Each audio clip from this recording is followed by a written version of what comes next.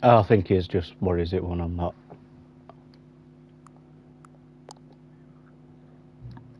I think they've had him before as like main.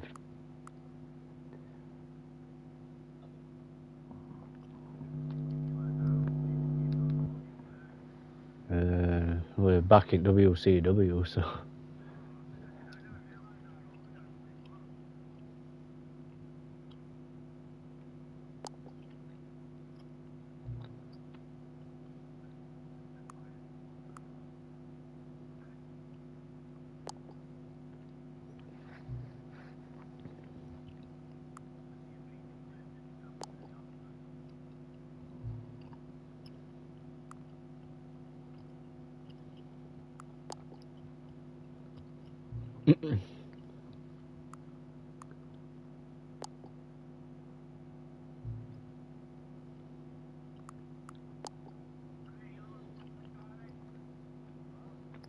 Oh, you've been able to do that for ages.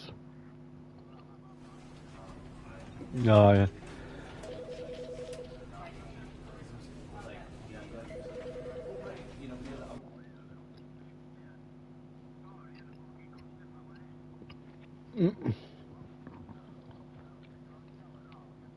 Yeah, make your own show. I think you can make your own belts, arenas.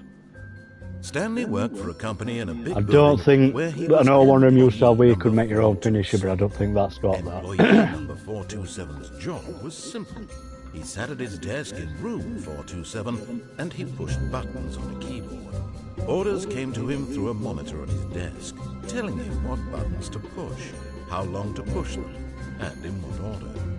This is what employee 427 did every day of every month of every year. And although others might have considered it soul-rending, Stanley relished every moment that the orders came in. Yeah, there's general manager mode, there's that factions mode thing, that's not bad. You just gotta get like... And then one day, something very peculiar happened. Something that would forever change Stanley. Something he would never quite forget. Oh yeah, then with Rey Mysterio. When he realized that not one single order had arrived on the monitor for him to follow. No one had showed up to give him instructions, call a meeting, or even say hi. Never in all his years at the company had this happened. This complete isolation. Something was very clearly wrong. Shocked, frozen solid, Stanley found himself unable to move for the longest time. But as he came to his wits and regained his senses, he got up from his desk and stepped out of his office. All of his co-workers were gone. What could it mean? Stanley decided to go to the meeting room. Perhaps he had simply missed a memo.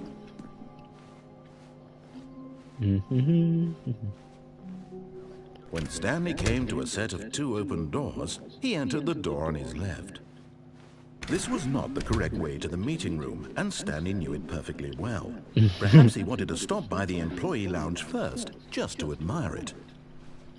Ah, yes, truly a room worth admiring. It's that My Rise that's eager to get back to business, Stanley took the first open door on his left.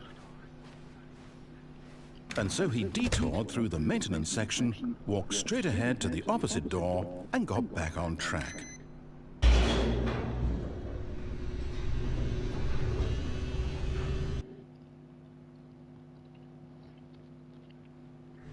But Stanley didn't want to go back to the office. He wanted to wander about and get even further off track. So now in order to get back, he needed to go, from here it's left. And the other door's up and I can only go that way. Oh, no, it's Oh, to you the right twat. Close door on me. It's right. No, no, not the right. Why would I have ever said it was to the right? What was I thinking? It's clearly... Oh dear, would you hold on for a minute, please? Now, let's see. We went down right, left, down, left, right. Yep, okay, yes. I've got it now. This story is you can interfere and all with your manager as well and stuff. Yeah.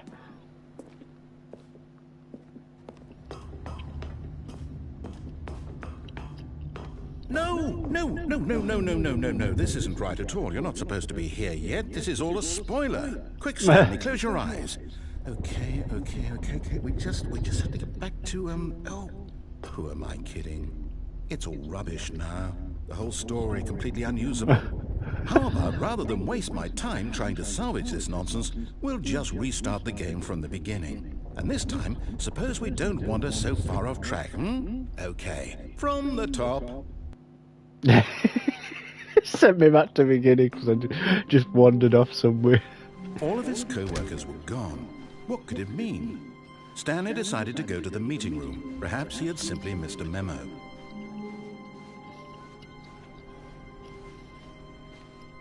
When Stanley... Wait, what? Oh, No, I restarted. I swear, I definitely restarted the game over, completely fresh. Everything should be... Or did something change? Stanley, did you change anything when we were back in that room with all the monitors? Did you move the story somewhere, or... Hold on. Why am I asking you? I'm the one who wrote the story. It was right here just a minute ago. I know for sure that it's here somewhere. Okay, then. It's an adventure. Come, Stanley. Let's find the story. That way?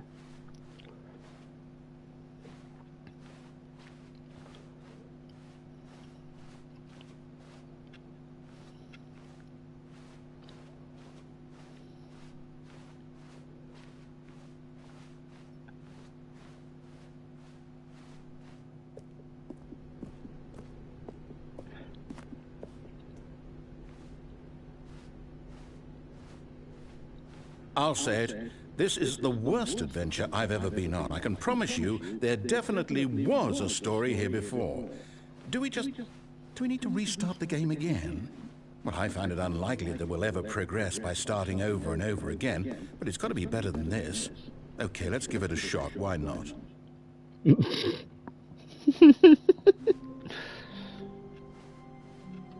All of his co-workers were gone. What could it mean?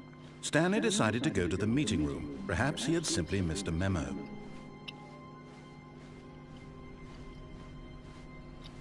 There's no doors here this time. It's worse.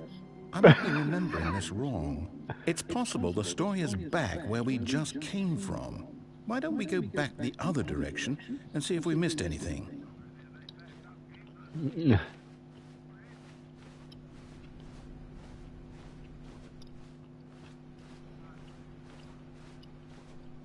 Aha! I knew we'd missed something. The story. Here it comes. No, wait, never mind. Not the story. Okay, let's head back the other way and retrace our steps. Now this... Well, I'll be honest, I don't recognize this place at all. Is this the story? I don't think so. I can't quite recall whether I believe my story took place in an office building. Is that correct? Do you remember, Stanley? Well, do you know what? Since I've completely forgotten what we were supposed to be doing, how about this? You win! Congratulations! I know you put in a lot of hard work, and it really paid off, so good job. Oh, no, I don't feel right about this at all. We both know you didn't put in any actual work for that win. Some people win fair and square, and this was not one of those situations. Okay, I'm getting weirded out by whatever this place is. I don't care what might happen this time, I have to restart.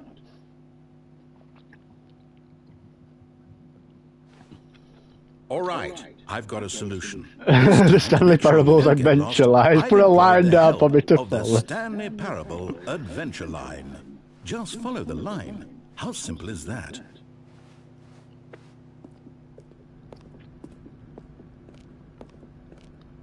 You see, the line knows where the story is. It's over in this direction. Onward, Stanley, to destiny. Though, here's a thought. Wouldn't wherever we end up be our destination, even if there's no story there? Or to put it another way, is the story of no destination still a story?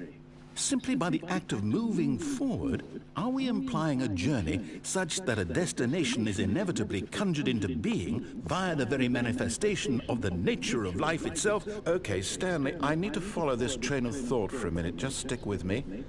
Now, we can both agree that the nature of existence is in fact a byproduct of one's subjective experience of that existence, right?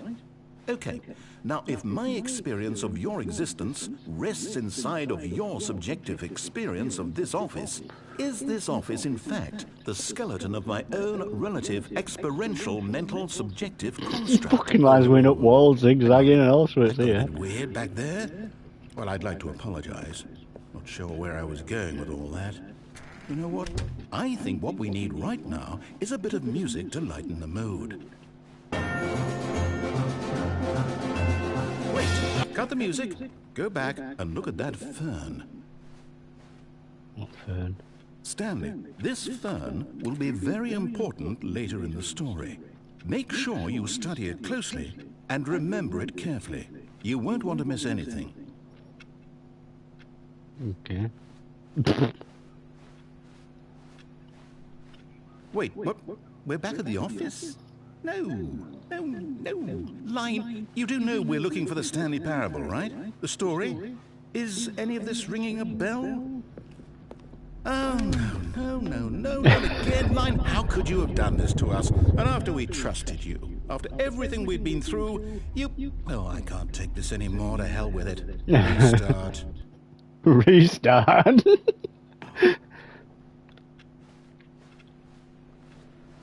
You know what, Stanley? I say forget the adventure line. What's it ever done for us? We're intelligent people, right? Why can't we make up our own story? Something exciting, daring, mysterious.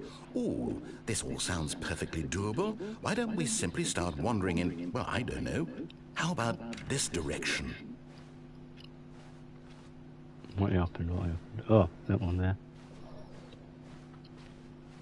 Now, yes, this is exciting. Just me and Stanley forging a new path, a new story. Well, it could be anything. What do you want our story to be? Go wild. Use your imagination. Whatever it might be, Stanley, I'm ready for it. Oh, no, not you again. Stanley, I'd also like to veto the line from having any role in our awesome new story. No lines or monitor rooms. Just don't acknowledge it, and we should be fine.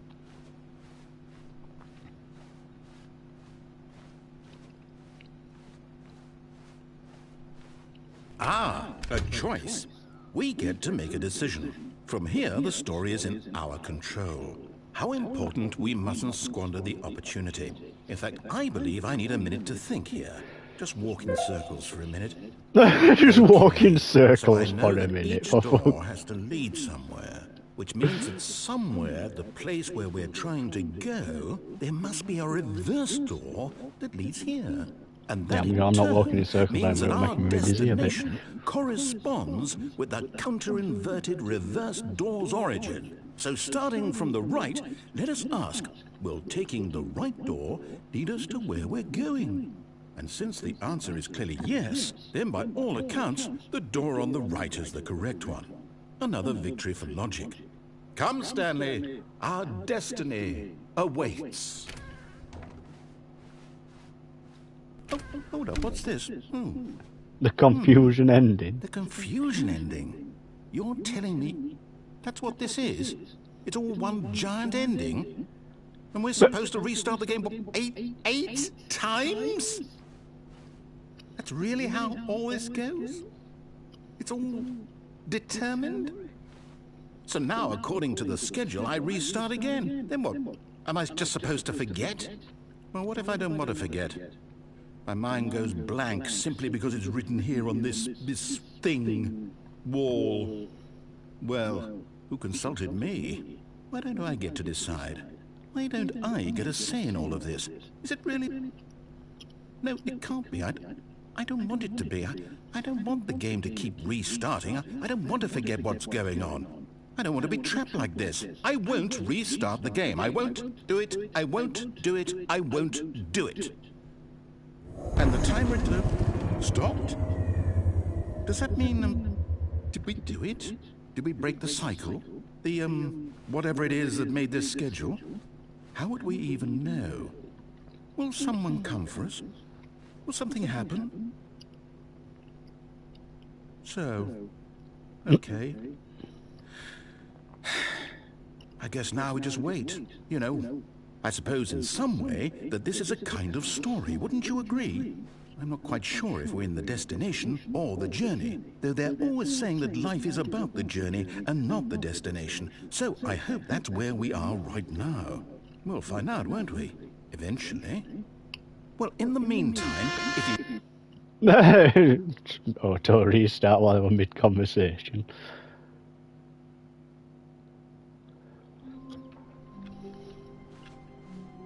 All of his co-workers were gone. What could it mean?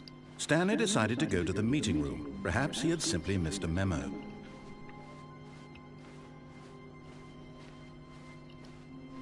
When Stanley came to a set of 2 open doors, he entered the door on his left.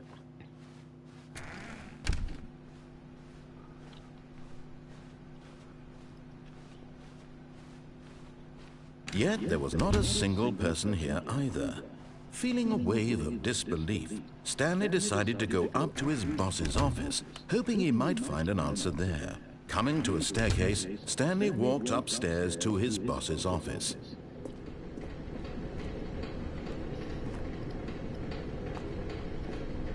But Stanley just couldn't do it. He considered the possibility of facing his boss, admitting he had left his post during work hours. He might be fired for that. And in such a competitive economy, why had he taken that risk? All because he believed everyone had vanished? His boss would think he was crazy. And then something occurred to Stanley. Maybe, he thought to himself, maybe I am crazy. All of my co-workers blinking mysteriously out of existence in a single moment for no reason at all? None of it made any logical sense. And as Stanley pondered this, he began to make other strange observations. For example, why couldn't he see his feet when he looked down?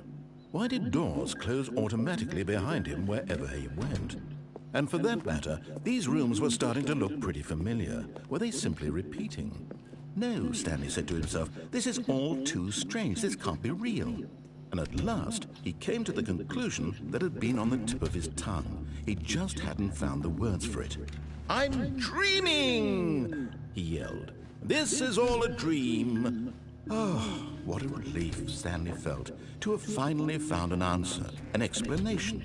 His co-workers weren't actually gone. He wasn't going to lose his job. He wasn't crazy after all. And he thought to himself, I suppose I'll wake up soon. I'll have to go back to my boring real-life job pushing buttons. I may as well enjoy this while I'm still lucid. So, he imagined himself flying and began to gently float above the ground. Then he imagined himself soaring through space on a magical starfield, and it too appeared. It was so much fun, and Stanley marveled that he had still not woken up. How was he remaining so lucid? And then perhaps the strangest question of them all entered Stanley's head. One he was amazed he hadn't asked himself sooner. Why is there a voice in my head dictating everything that I'm doing and thinking? Now the voice was describing itself being considered by Stanley, who found it particularly strange. I'm dreaming about a voice describing me, thinking about how it's describing my thoughts, he thought. And while he thought it all very odd and wondered if this voice spoke to all people in their dreams, the truth was that, of course, this was not a dream. How could it be? Was Stanley simply deceiving himself, believing that if he's asleep, he doesn't have to take responsibility for himself? Stanley is as awake right now as he's ever been in his life. Now, hearing the voice speak these words was quite a shock to Stanley. After all, he knew for certain, beyond a doubt, that this was in fact a dream. Did the voice not see him float and make the magical stars just a moment ago? How else would the voice explain all that? This voice was a part of himself too. Surely, if he could just... He would prove it. He would prove that he was in control, that this was a dream. So he closed his eyes gently, and he invited himself to wake up. He felt the cool weight of the blanket on his skin, the press of the mattress on his back, the fresh air of a world outside this one. Let me wake up, he thought to himself. I'm through with this dream. I wish it to be over. Let me go back to my job. Let me continue pushing the buttons. Please, it's all I want. I want my apartment, and my wife, and my job. All I want is my life exactly the way it's always been. My life is normal. I am normal. Everything will be fine. That might be like somebody who... I am okay. Oh, yeah. It's like, it might tell you, like, you've got to have a certain match type, or... Stanley began screaming. Please, someone, wake me up. My name is Stanley. I have a boss, I have an office. Your champion is done, let them wrestle that. Tell me I am real. I must be real. I must be. Can anyone hear my voice? Who am I? Who am I? And everything went black.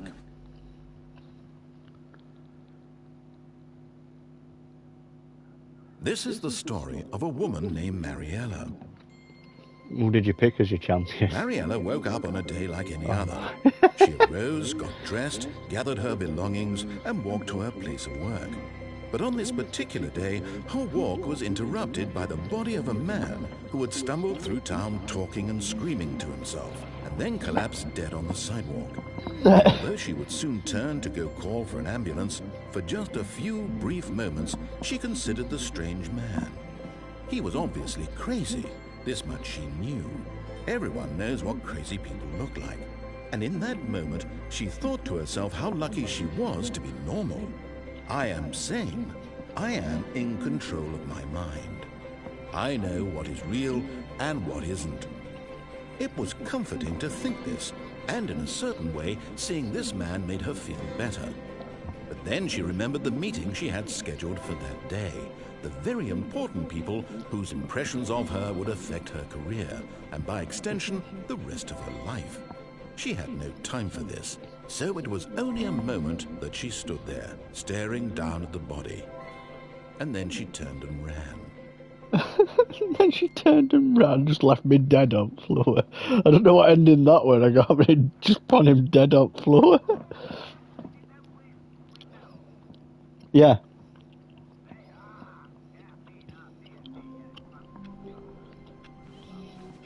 All of his co-workers were gone. What could it mean? Stanley decided to go to the meeting room. Perhaps he had simply missed a memo.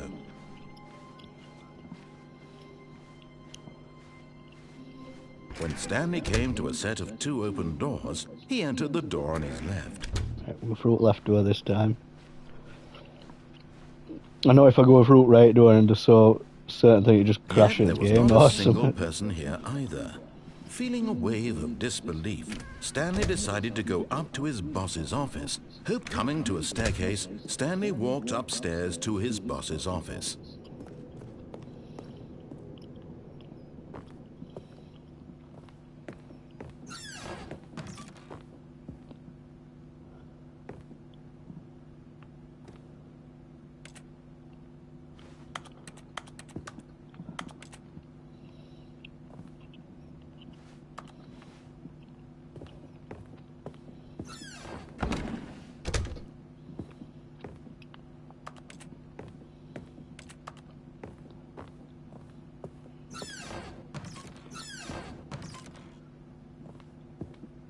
Oh, it's the boss's office.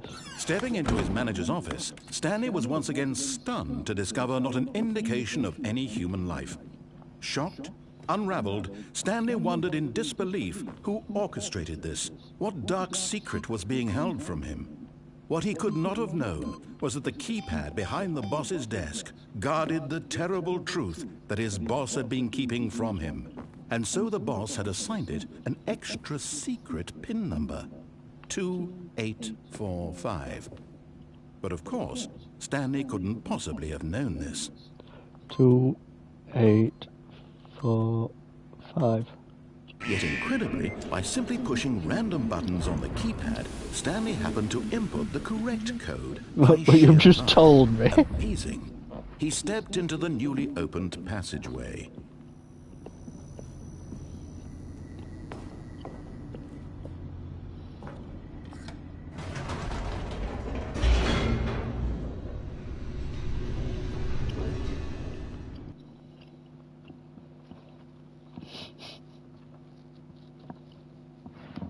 Descending deeper into the building, Stanley realized he felt a bit peculiar. It was a stirring of emotion in his chest, as though he felt more free to think for himself, to question the nature of his job. Why did he feel this now, when for years it had never occurred to him? This question would not go unanswered for long.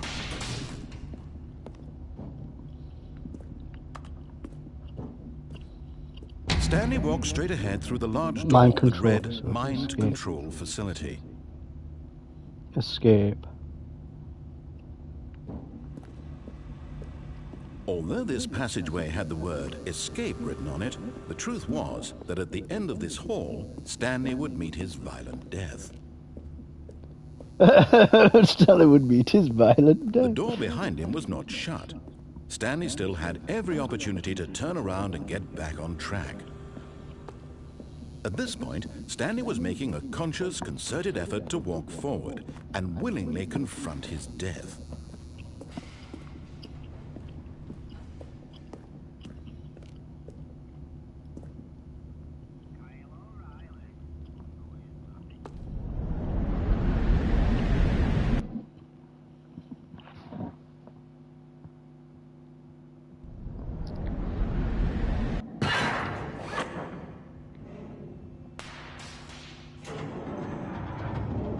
As the machine whirred into motion and Stanley was inched closer and closer to his demise, he reflected that his life had been of no consequence whatsoever. Stanley can't see the bigger picture. He doesn't know the real story, trapped forever in his narrow vision of what this world is. Perhaps his death was of no great loss, like plucking the eyeballs from a blind man. And so he resigned and willingly accepted this violent end to his brief and shallow life. Farewell, Stanley.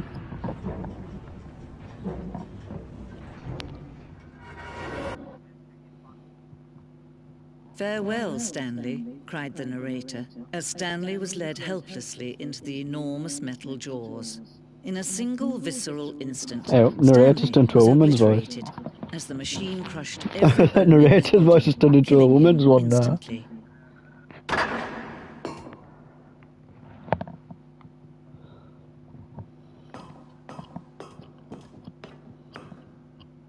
And yet it would be just a few minutes before Stanley would restart the game, back in his office, as alive as ever. What exactly did the narrator think he was going to accomplish?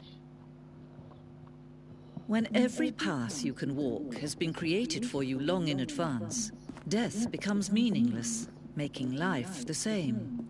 Do you see now? Do you see that Stanley was already dead from the moment he hit start?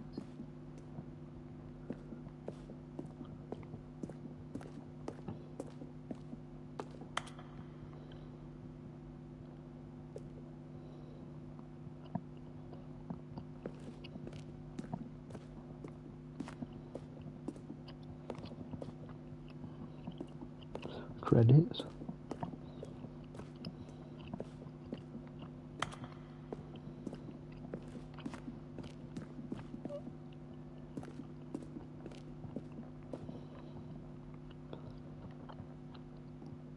Warzone? Oh no, not been there.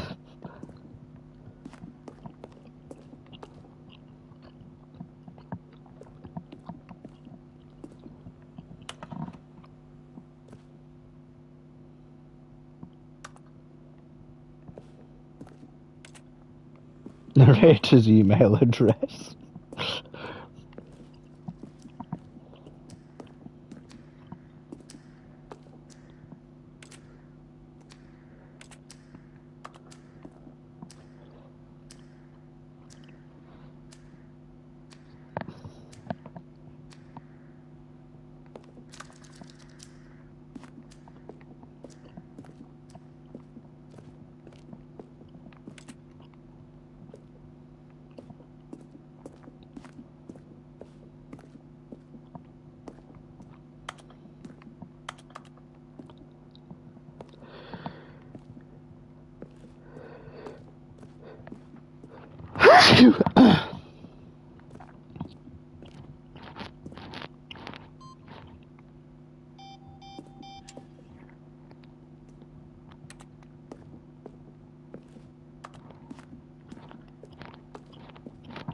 Exit.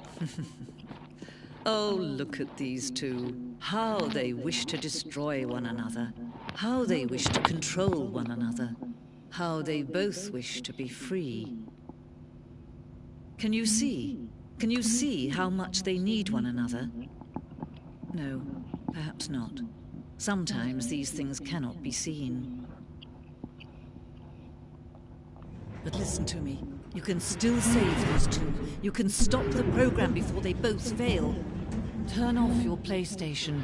There's no other way. Turn off your PlayStation. As long as you move forward, you'll be walking someone else's path. Stop now and it'll be your only true choice. Whatever you do, choose it. Don't let time choose for you. Don't let...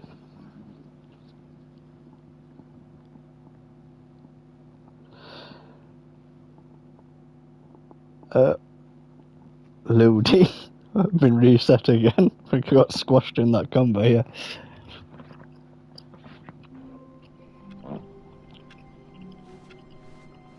All of his co-workers were gone. What could it mean? Stanley decided to go to the meeting room. Perhaps he had simply missed a memo.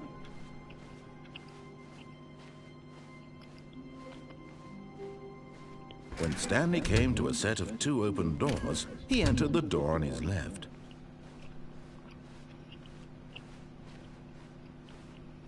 Yet there was not a single person here either. Feeling a wave of disbelief, Stanley decided to go up to his boss's. Coming to a staircase, Stanley walked upstairs to his boss's office.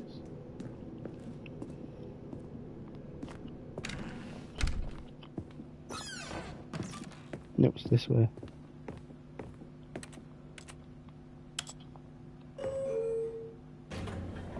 Oh, a lift.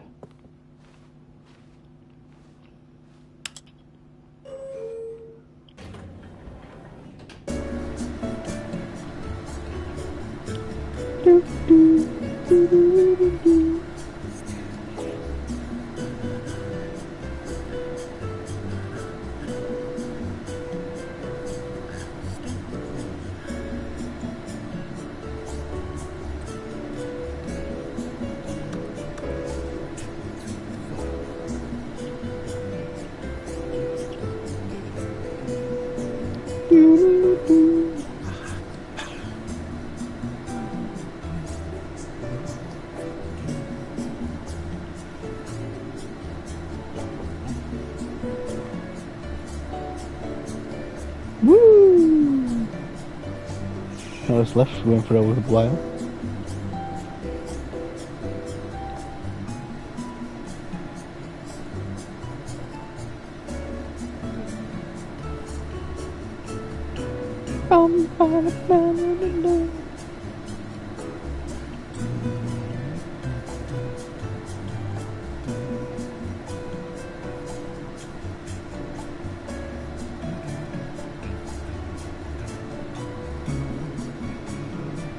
The narrator's singing along with lift music and all, I can hear it in background now.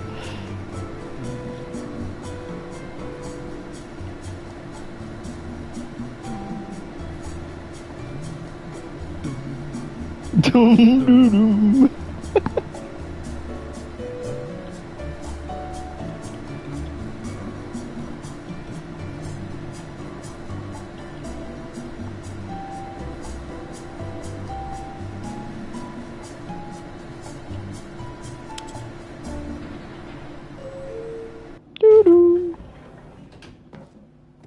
No. Didn't even take me nowhere. Huh?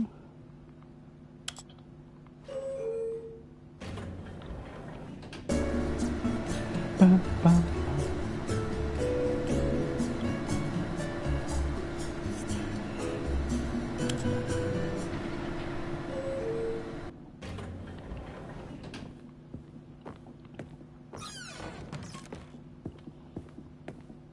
Stepping into his manager's office, Stanley was once again stunned to discover not an indication of any human life.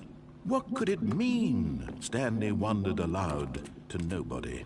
He began wildly tearing through papers on the boss's desk, pulling books off the shelf, looking behind paintings, desperate for clues to his situation. But his attention was caught by a keypad behind the boss's desk. What could its purpose be? In fact, this keypad guarded the terrible secret that lay buried below his feet. And so the boss had assigned it an extra secret PIN number, 2845.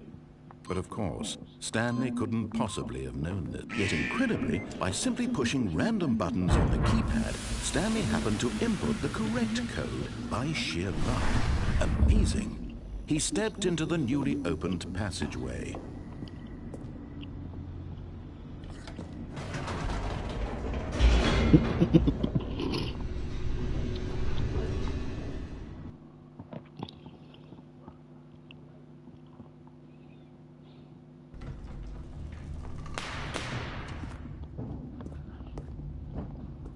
Stanley walked straight ahead through the large door that read Mind Control Facility.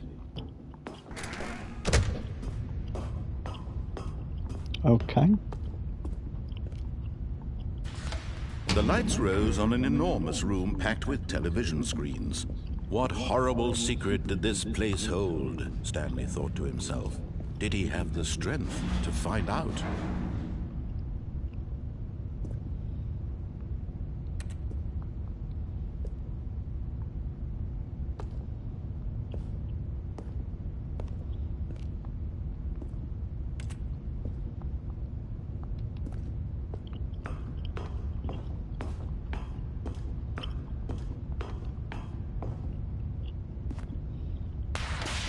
Now the monitors jumped to life, their true nature revealed.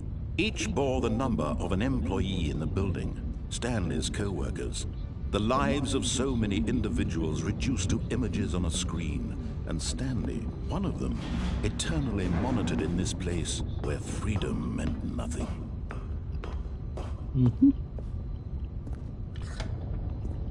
This mind control facility, it was too horrible to believe. It couldn't be true. Had Stanley really been under someone's control all this time? Was this the only reason he was happy with his boring job? That his emotions had been manipulated to accept it blindly? No, he refused to believe it. He couldn't accept it. His own life in someone else's control? Never. No. It was unthinkable. Wasn't it? Was it even possible?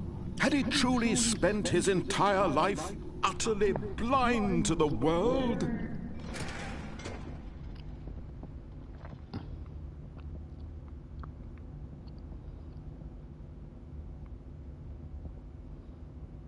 But here was the proof. The heart of the operation. Controls labeled with emotions. Happy, or sad, or content. Walking, eating, working, all of it monitored and commanded from this very place. And as the cold reality of his past began to sink in, Stanley decided that this machinery would never again exert its terrible power over another human life.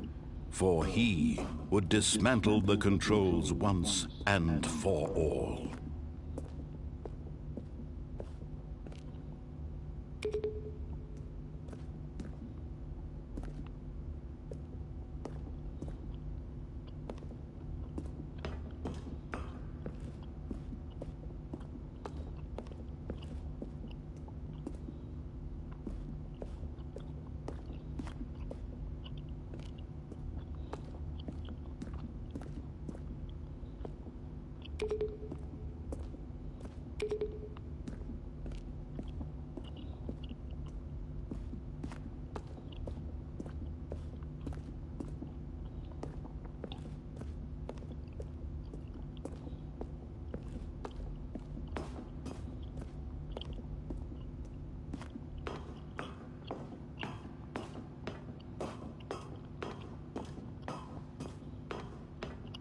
And when at last he found the source of the room's power, he knew it was his duty, his obligation, to put an end to this horrible place and to everything it stood for. Oh.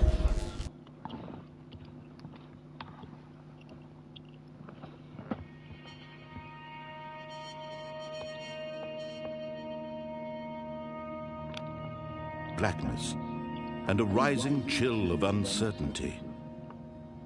Was it over? Yes! He had won! He had defeated the machine, unshackled himself from someone else's command. Freedom was mere moments away. And yet, even as the immense door slowly opened, Stanley reflected on how many puzzles still lay unsolved. Where had his co-workers gone? How had he been freed from the machine's grasp? What other mysteries did this strange building hold? But as sunlight streamed into the chamber, he realized none of this mattered to him, for it was not knowledge or even power that he had been seeking, but happiness. Perhaps his goal had not been to understand, but to let go. No longer would anyone tell him where to go, what to do, or how to feel. Whatever life he lives, it will be his. And that was all he needed to know. It was perhaps the only thing worth knowing. Stanley stepped through the open door. Stanley felt the cool breeze upon his skin, the feeling of liberation, the immense possibility of the new path before him. This was exactly the way, right now, that things were meant to happen. And Stanley was happy.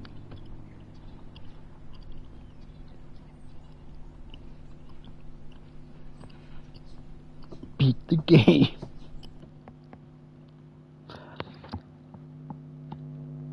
Hello. The happiness in the crowd. Oh, send me back here now. Someone was following Stanley. He was sure of it. If he checked over his shoulder now, he would surely catch them. It was only a matter of time. There's nobody there.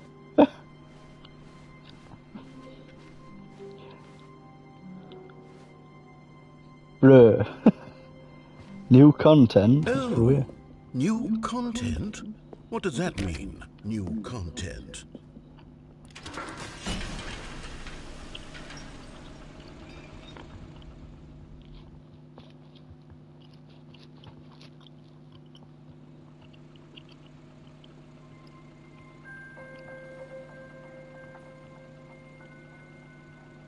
Hello, and thank you for playing the Stanley Parable Ultra Deluxe.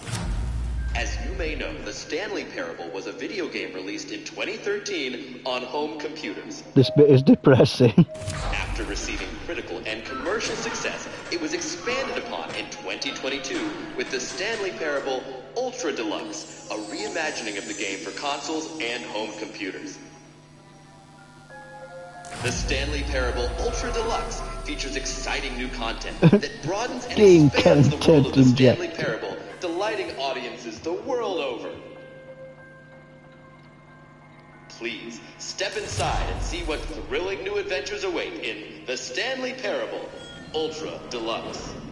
Oh, well, this sounds delightful. I'm very excited to see the thrilling new Ultra Deluxe content.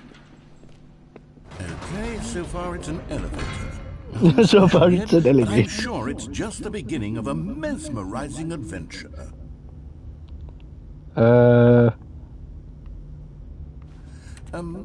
Is it broken? What's going on here? Should we be moving somewhere or... Oh, there we go. All right, finally, at long last, it's on to the new content. I've never been more ready. Let's do it. Yeah, let's do it. Oh, thank you for sub. I have to say, initial impressions of Stanley Parable Ultra Deluxe, mostly tedious. It's as if Oh, okay. Let's see the content. Give me the content, Stanley. Give me the content, Stanley. All right, let's see. The jump circle. just jumping in a circle, what the...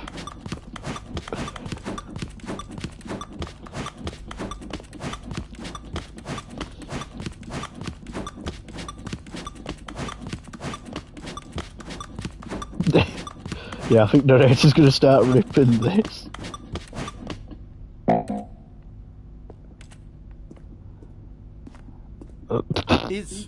Is that it? Is Surely that it? that's not all the new content. There has to be something else, right? 18 quid, I think. Goodness. Another elevator. Stanley, I have to say, initial impressions of this game are not positive. It's just elevators and jumping. Is this what passes for exciting new content? If this is new content, then I could just read you the whole dictionary. There's 20 hours of new content right there. Hell, I could count to 30 trillion. You could put that on the box. The Stanley Parable Ultra Deluxe, now with over 1,000 hours of new content. And oh, wait. Just for elevator noise. Very good. Yes. I knew there had to be something else. Let's see it. I'm ready for whatever it is.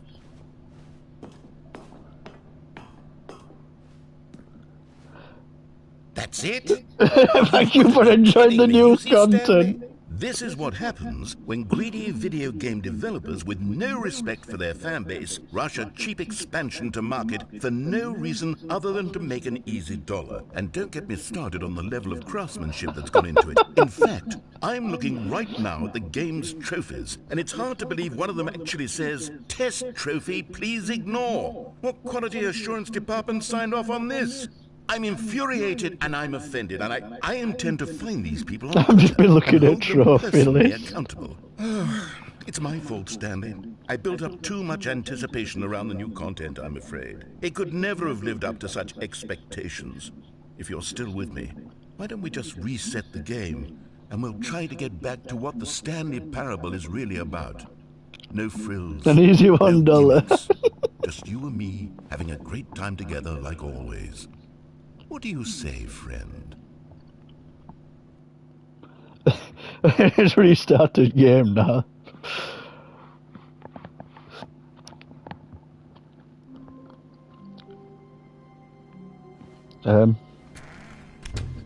What?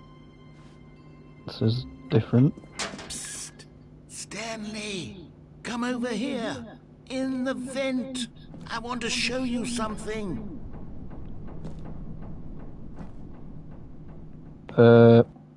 This has just killed me.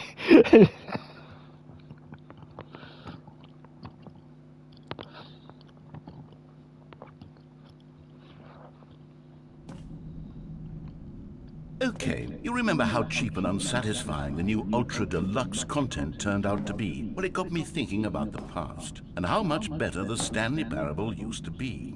So I made something special, and tucked it away here where the game's There's another developers end won't if you find don't. it. Just our little secret. Take a look. Oh, if I don't go in, if I go over where it's supposed to. What the hell? I'm in a cathedral. I call it the Memory Zone. It's where I've been storing all my favorite memories so I can relive the peak experiences of my life whenever I want. Experiences like the launch of the Stanley Parable on PC. You see, Stanley, doesn't the Memory Zone remind you of how wonderful Stanley Parable was before it was sullied with a cheap PlayStation port? Remember back in October of 2013, when the game originally launched? Back then, video games had integrity. Back then, it all meant something. Oh, the waste. Smile because it happened. Trip down memory lane. A $1 bill.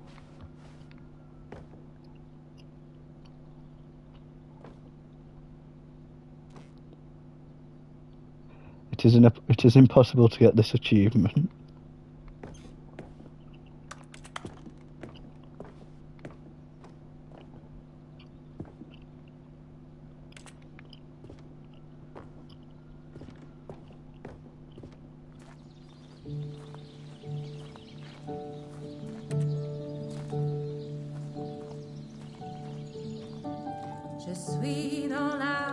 What the hell? And over here is where I keep reviews of the Stanley Parable. Like this stunning triumph of games journalism, 10 out of 10 from Destructoid.com. James Stephanie Sterling writes, and I quote, "Where so many games that aspire to be more than games end up less than any form of art, Stanley Parable strives and then succeeds to be every game ever created." Did you hear that, Stanley? Every game ever created. That's how grand and all-encompassing the original Stanley Parable was. It was literally every game ever created. It was Skyrim. It was Persona 3. It was Skyrim. I don't think it was Skyrim. It's nothing. It's no games at all. It isn't even the Stanley Parable anymore. It's just a husk now. A lifeless husk with an hour of new elevator content. With an hour of new elevator content. Original. Person of the year. What's down? I don't know what's down. Oh, just a locked door.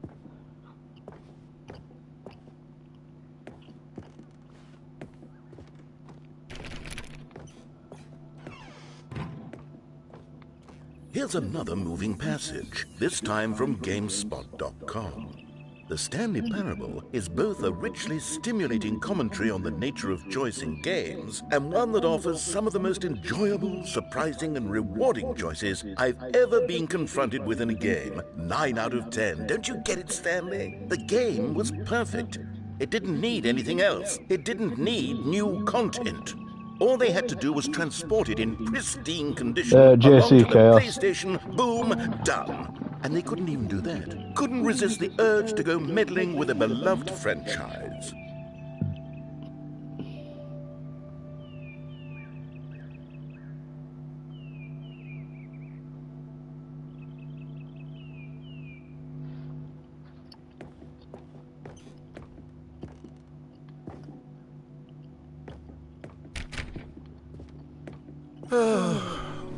These were simpler times, Stanley. But I wouldn't give to go back, to have it all over again. Wait, hang on. I don't recall this part of the memory zone before. What's this? What's down here? Oh no, oh God, no, Stanley. It's a collection of reviews from Pressurized Gas, the extremely popular online storefront for computer games. I haven't looked at these in years. I can't even imagine what's been collecting down here. Surely these reviews were glowing as well, weren't they? There's going to be all the shit reviews. Yeah, not recommended. I could not be bothered to play this game to full completion. The narrator is obnoxious and unfunny, with his humor and dialogue Steam review. more irritating than entertaining. Unfunny! I'm not trying to be funny. I'm trying to make a serious work of art. I suppose I could write up a handful of gags to insert into the Stanley Parable, but the game is already such a densely layered web of profound philosophical insights that I can't even imagine where I'd have the room to stick them.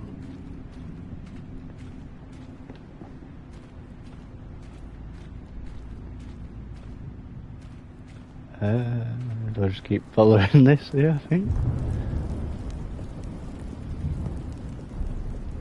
Okay, let's see what this one says. While the idea for the game is good, preachiness gets annoying fast. Preachy? Stanley? I'm not preachy, am I? You can tell me if I'm preachy. Honestly, you can. Oh, goodness. This is actually quite shocking for me. Well, to be honest, I had always thought of the game's dialogue as being rather terse to begin with. You can't know how much fluff I cut from the game to get it to feel as light and airy as it... Well, I always thought it did. But maybe it wasn't. Oh dear. What an awful memory to have to hold on to. These black marks on my otherwise unimpeachable track record. I feel like a failure. Like I let these people down. Perhaps the Stanley Parable isn't quite as sterling as I always remembered. What's this one got to say? You constantly have to stop doing not even reading it. so you can catch up with these long-winded explanations of what's happening. I wish there was a skip button. A skip button? Well, yes. Yes, I think we can do that. If I'm truly too preachy, then maybe letting you skip ahead for just a moment, surely it couldn't hurt. Not if it means we can strike these negative reviews from the record. Only positive reviews of the Stanley Parable. That's my motto today, and it's always been my motto. I'd do anything for the customer, Stanley. Yes, a skip button we shall have. A skip button. And here it is. Go ahead and give it a shot. I'll pop you forward in time so that the Oh, you're back, you see. You were only frozen in time for a few minutes, but it was plenty of time for me to deliver a long, rambling monologue full of unnecessary verbal flourishes and lengthy ruminations on the nature of choice in video games. Of course, I happen to believe it was perhaps one of my Skipped him again. Well there, sport. You really did catch me rambling on a bit, didn't you? But that's the power of the button. The minute I start to go off on a thoughtless display of self-absorption, Okay, welcome back, Stanley. Now, I should say that the amount of time the button has been skipping through is becoming longer and longer. That last one was, well, I want to say maybe 30, 45 minutes? It's not unendurable by any means, but it's, well, there's really only so much I can ramble on to myself about. Skip. Stanley, please don't push the button again. It's been 12 hours. You've just been frozen there. I don't know why the skips are getting longer, but they're really true. Oh, Stanley, you're back. You're back. Oh, my goodness. I have someone to talk to again. Stanley, I think it's been a week. I think it's been a week. I've been sitting here all... Oh, hello. It's you. You're here again. Welcome. I have had time to think about you and about us and about everything we've been through. I've had so much time. I stopped keeping track. Just keep cutting him off and skipping. Oh, I think he might have died. Oh, gone to bed.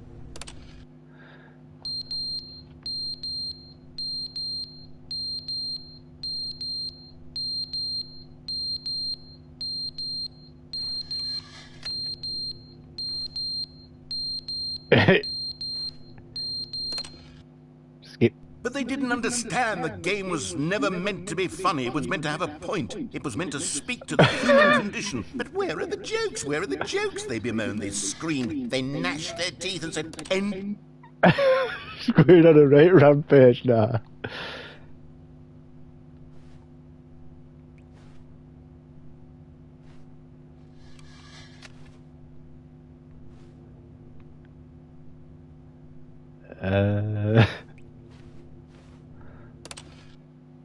The end is never the end, is never the end, is never the end, is never the end, is never the end, is never the end, is never the end, is never the end, is never the end, is never the end, is never the end, is never the end.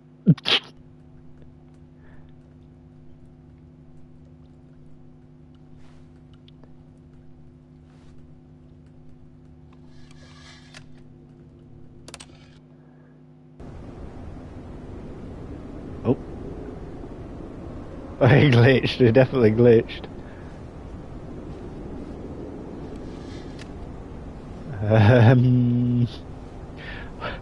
Walls are crumbling down now.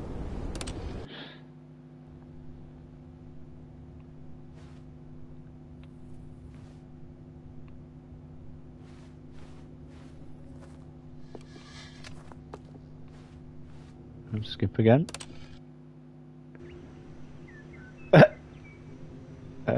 Exactly how long I've been in here. There's plant life growing in here now.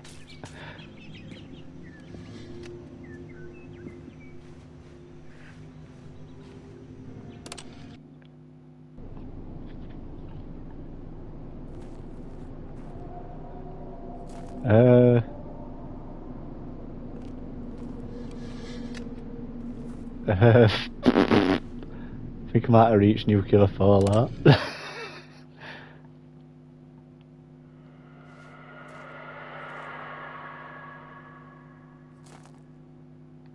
Weird, like monsters screaming outside or something.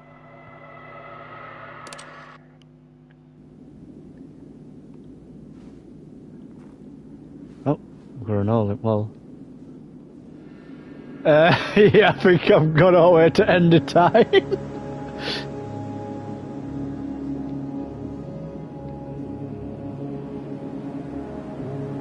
Skip button pressed again. Nope.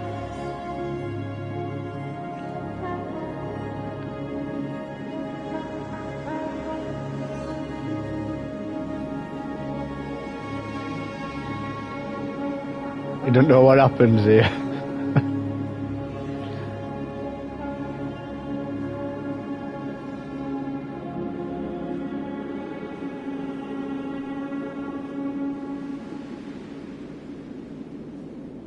Oh, gone black. Loading.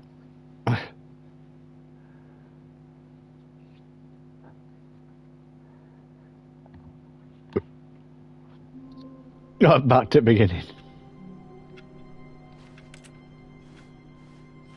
How long was I sitting there? Stanley wondered to himself. Minutes? Days? Centuries? Did something crucial happen while my senses were turned? He made a note to be more careful with time from now on. I made a note to be more careful with time. New content. Oh, good. You noticed my sign. Yes, I have something very exciting to show you.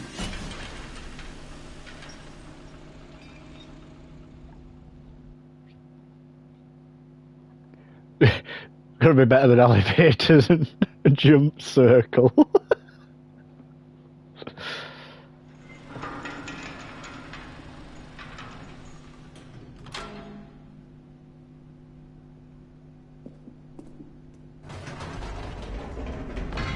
You see, Stanley, I've been reflecting on the What's Stanley next? Parable New and about content. how I've no roundly idea. disappointing this ultra deluxe version has turned out to be.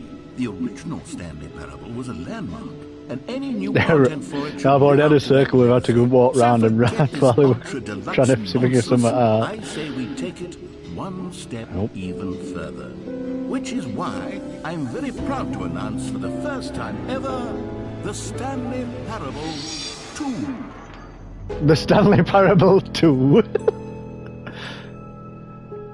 Yes, you see, isn't this far superior to a measly port with a few minor additions? Think of all the new territory we'll cover with a fully fledged sequel. An entirely new experience, built from the ground up. Why, there are so many possibilities. Investor it could go in so shocking. many different directions. This is what fans have truly been asking for.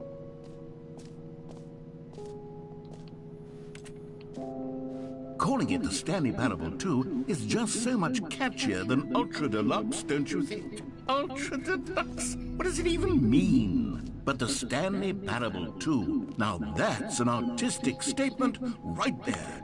It's future-oriented. It screams progress and innovation and long-term franchising potential.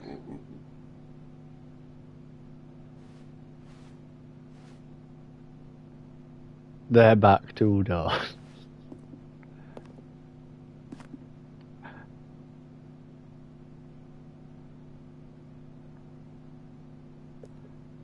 Concept spot logo.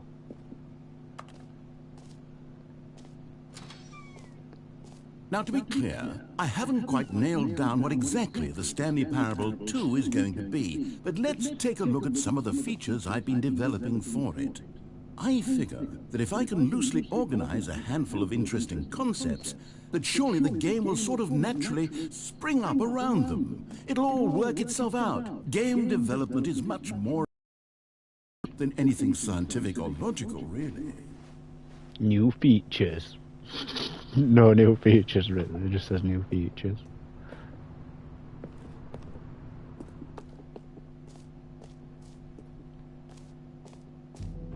Here we are. Go on, try out some of the new features.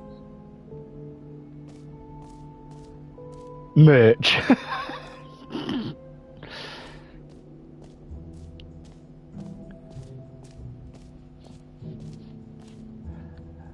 The button that says the name of the player is playing the game. For With the Stanley Parable 2, I asked myself, what do players really want? And of course, the first and most obvious answer is that they want to be individually recognized and validated as people. So with that in mind, my first addition to the game is this button which speaks the name of the person playing the game. Isn't that what? Sorry, I should have clarified. Right now, the button only says the name Jim. But of course, in the final game, this button will say your name, whatever name that is. Here, let's have you role-play as Jim to really simulate the full experience of this feature. Just play along. I promise you'll love it. Okay, here we go. Let's take a deep breath, clear your mind, forget whoever you are, and simply become a person named Jim. I want you to imagine yourself living as Jim, sleeping and waking as Jim, falling in love and being heartbroken as Jim, seizing all of the world's possibilities as Jim, and as Jim watching your dreams crumble into dust. Do you feel it deeply? Are you really, truly Jim right now? If so, then please step forward and press the button. Jim.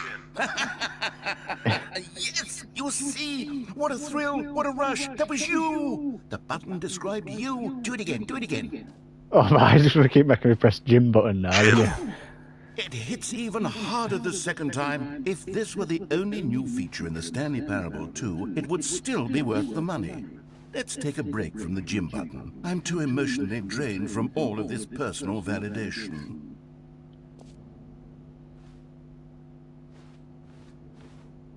Whoa there, cowboy. Sometimes a person can be too much Jim. I'm putting the Jim button away. Otherwise, soon you'll start to lose all sense of who you actually are. Get as many Jims in before he takes button away from me.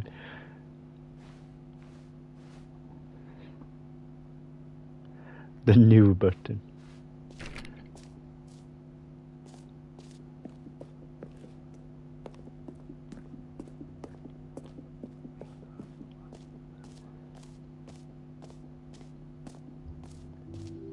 I suppose I could allow only people named Jim to play the Stanley Parable 2. That would actually save me the work of finishing this feature.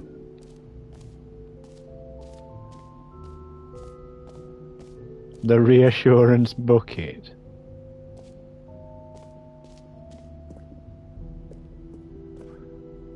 A common complaint of the Stanley Parable was that it was confusing and paradoxical, that it engendered a chaotic sense of reckless despair in those who played it. Well, I'm happy to say that after much consideration, I've engineered a clever solution to this fundamental problem with the game. It's the Stanley Parable Reassurance Bucket. You see, Stanley, anytime you're holding the bucket, a sense of calm and ease will fill your mind and your heart. It's true. As long as you hold on to the bucket, the many disorienting contradictions of the Stanley Parable will feel perfectly normal and perhaps even comforting. You may even come to long for the gentle embrace of jarring cognitive dissonance while the bucket is in your arms. And to be honest, it's a much more convenient solution for me than actually redesigning the game to be less uncomfortable.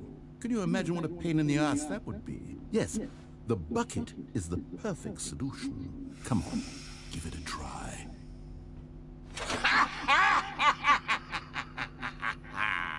Can you feel it? The glow of comfort, even in the face of crushing despair, must already be sweeping through your body. And in fact, can I say that I do believe the bucket lends you an air of charisma as well? I think that just holding it has made you the slightest bit more attractive as a person. The benefits of the bucket seem to go on and on, don't they? All this and more await you in the Stanley Parable 2.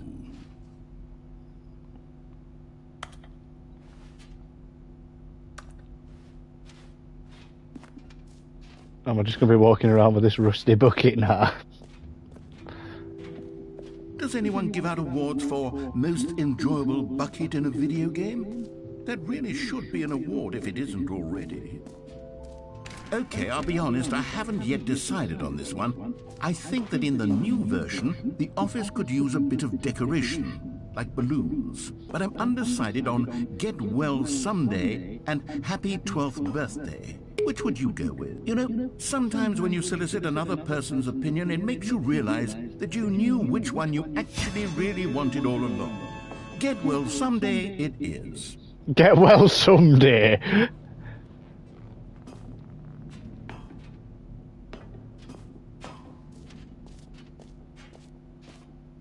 Or actually, maybe I should have gone with... No, I've made my decision. We're moving on. Free new and easy trophy.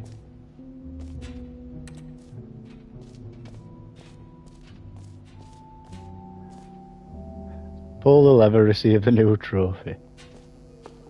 Now here's something special. You remember that broken test trophy that got left in the game on accident? Well, I'm developing a technology to simply give you the trophy. Yes, you see, you'll come to this lever and... Okay, perhaps I should have clarified. This is technology that will exist. Right now, the trophy is still fully broken. I'm not a wizard, Stanley, but I guarantee it will be fixed in the sequel to at last satisfy the hordes of ravenous fans all over the world who have been uproariously demanding this feature. Gamers, we hear you, and I promise it will happen.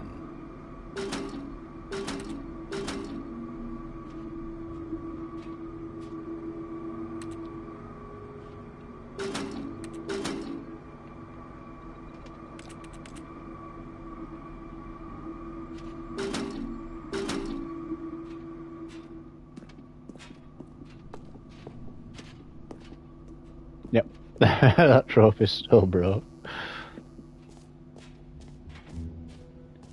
What else? What other exhibits haven't we seen yet?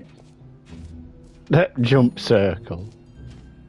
You know what? Let's bring the jump circle back for Stanley Parable 2 as well. Oh, wait. You already spent all your jumps the first time we saw the jump circle? Oh, well. I suppose it can just be a nice decorative piece, then. Collectibles. Oh, just where collectibles are up here.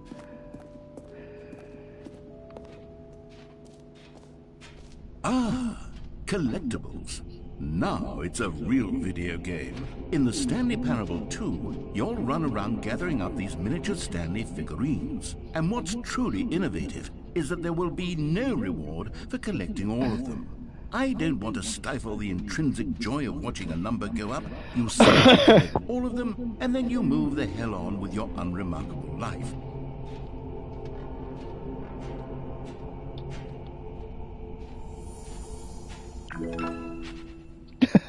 Zero of 6.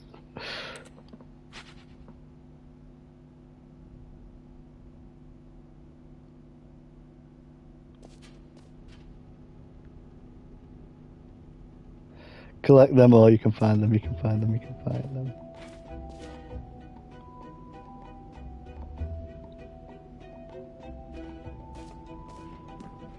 God, it really is the worst when you collect everything in a video game and then they give you a big fancy reward for it. Absolutely tragic.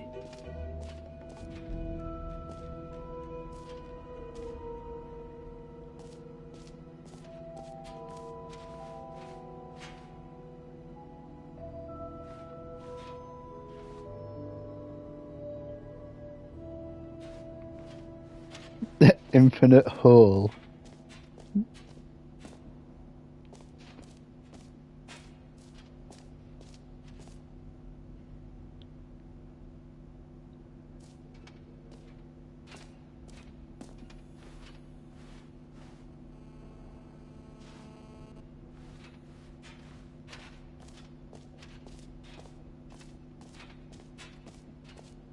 Let's have a look at this infinite hole then.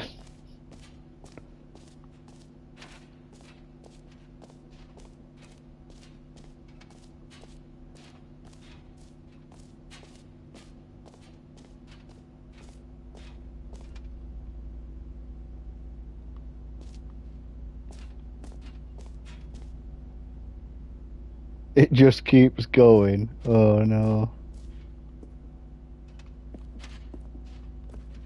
Stanley, here's an idea that I'm truly fond of. It's never been done before in a video game.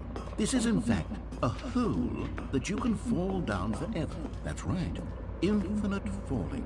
You can fall until the end of time, if you like. A stunning leap forward for video games as a medium. You see, isn't it wonderful? One of my more ingenious concoctions, if I do say so. Now then, since you've gotten to see the infinite hole, you can press the teleport button to pop back up to the top, and we can continue onward. Great. Now, I'm very excited to show you even more of my ideas for the sequel.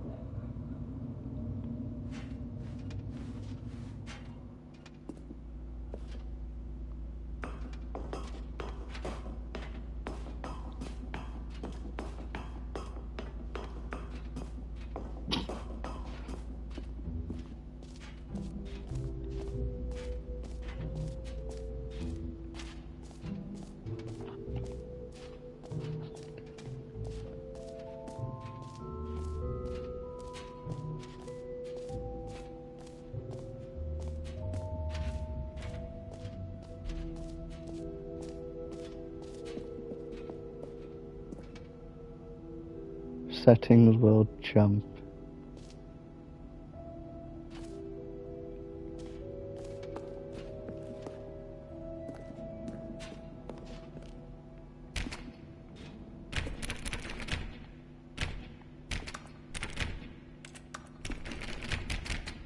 Yeah, that's locked. That's not doing no. That's new.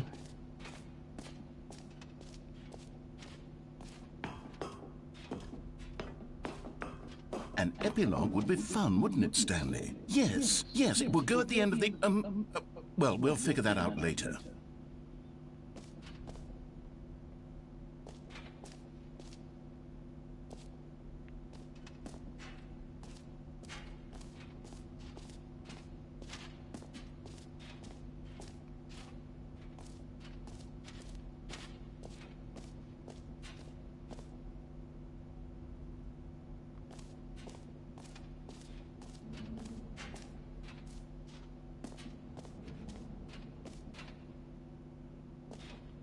Where did I see exit?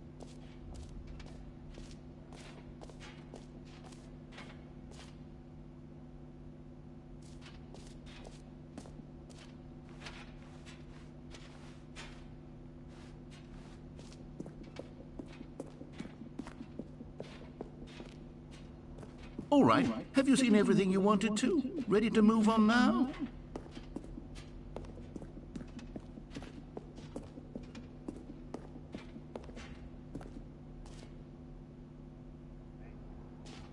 Okay, no screenshots.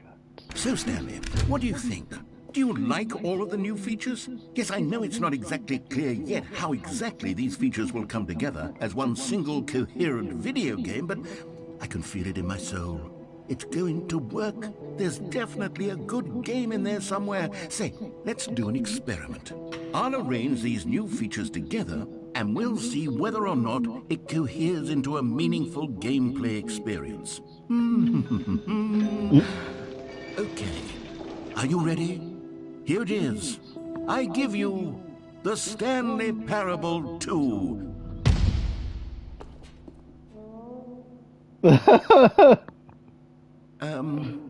Well, I mean, there's potential here, right? It's sort of... Okay, never mind. Hold on, let me do a different arrangement. Okay, yes, this is much better. I feel good about this. Here we go. Version 2. Who am I kidding, Stanley? This isn't a coherent video game at all. It's a lot of gags. And I do very much enjoy creating gags, but they don't add up to anything. I wanted more than anything to create a sequel that would capture all the magic of the first game. I wanted fans to love it. No matter how good these gags are, they won't stand on their own. They would need the structure and the gameplay of the original. Wait, maybe that's it.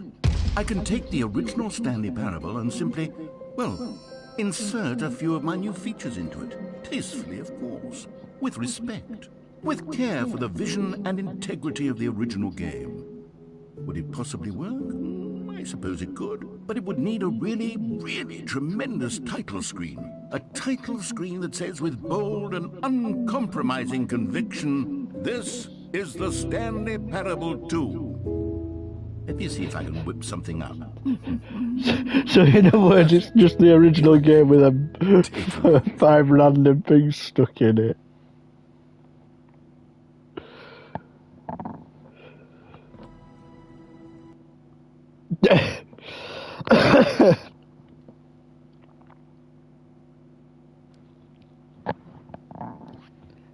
This is the story of a man named Stanley. That skip button.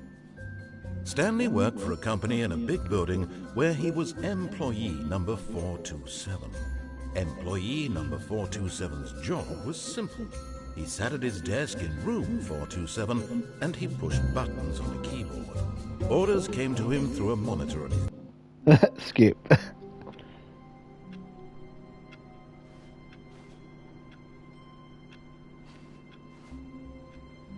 All of his co-workers were Just gone. stuck them random balloons get well Stanley soon decided somewhere. to go to the meeting room. Perhaps he had simply missed a memo. Stanley picked up the bucket. Stanley picked up the bucket.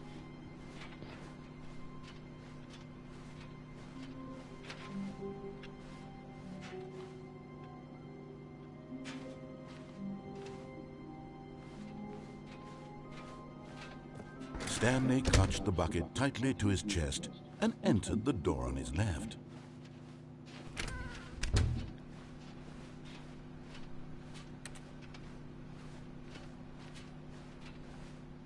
Still no one was here. Stanley needed the bucket's warmth and comfort now more than ever. Perhaps his boss's office was where he'd find answers. Coming to a staircase, Stanley and the bucket walked upstairs to the boss's office.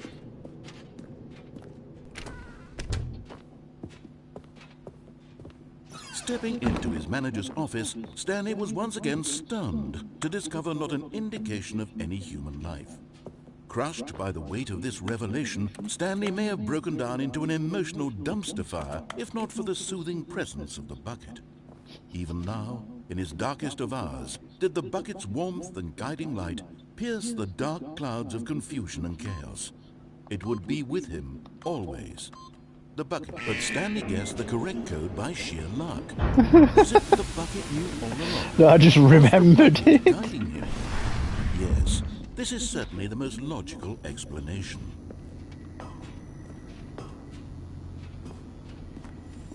You found one of them. One of the miniature Stanley figurines. Remember, no reward for collecting all of these. No reward for Intrinsic collecting pleasure all of a these. job well done. You can't buy that sort of happiness, Stanley. God knows I've tried. So, I implore you to savor each and every moment you come across one of these beautiful figurines.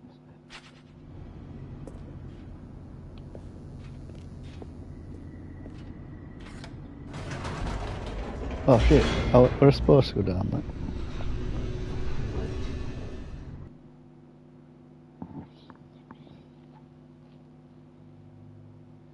The elevator raced downward, plummeting towards an unknown fate. It would be all Stanley could do to keep himself together, if not for the bucket. If not for the Soothing him, bucket. comforting him, reassuring that in this darkest moment of uncertainty, he would be all right. The bucket is here for you, Stanley. Everything will be fine. Stanley and the bucket walked straight ahead through the large door that read, Mind Control Facility.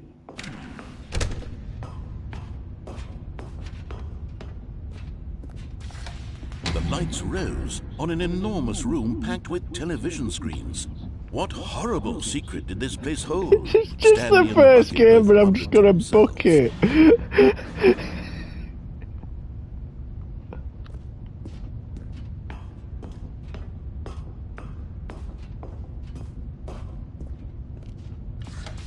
The monitors jumped to life, and Stanley nearly dropped the bucket in shock. Everyone in the office was being videotaped, monitored like guinea pigs. The bucket had never seen anything like this, and it very nearly burst into tears as Stanley cradled it gently, reassuring it that everything would be fine.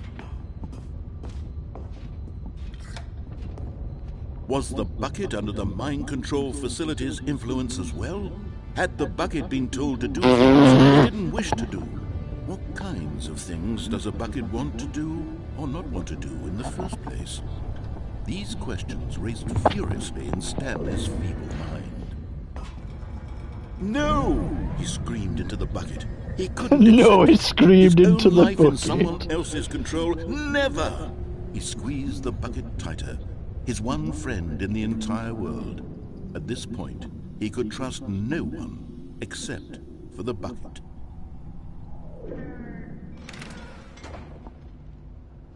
But here was the proof.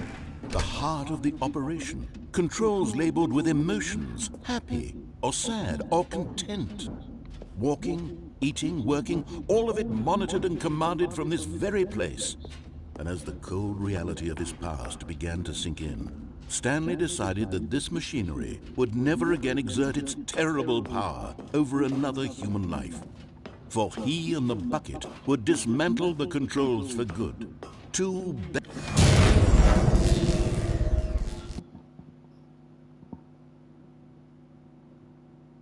Stanley and the bucket waited in blackness. Was it over? Yes, they had done it. Stanley and the bucket had defeated their greatest and darkest enemy, freed themselves from the tyrannical grip of the evil mind control machine. Freedom was now mere moments away. Excitedly, the two of them began to discuss the kind of life they wanted to live once they stepped through this massive door. The bucket wanted to learn to roller skate. Stanley wanted to squeeze in every country on Earth. Come Both of them on, Bucket wanted to learn to any roller movie, skate. but then stop it halfway through and begin watching it in reverse from the end. True, it was a simple life they envisioned, but it was one they'd lived together, with one another to lean on, to trust, to support. What? Wait. What was happening? Why had the door stopped? Was Stanley and the bucket not about to be freed? An unbearable silence filled the room, lingering in uncertainty, until finally the truth hit Stanley square in the face. This building did not want the bucket to leave.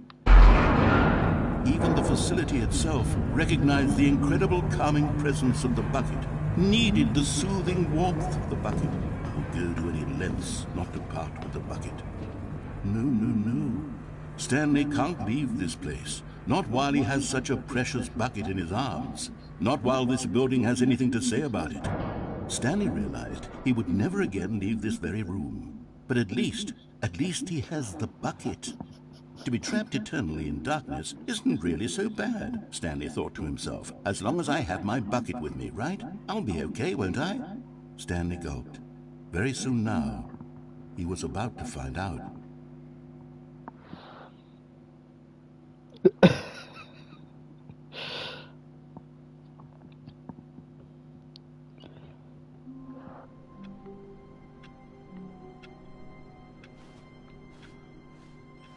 All of his co-workers were gone. What could it mean? Stanley decided to go to the meeting room. Perhaps he had simply missed a memo. Yeah, I'm not taking Bucket this time.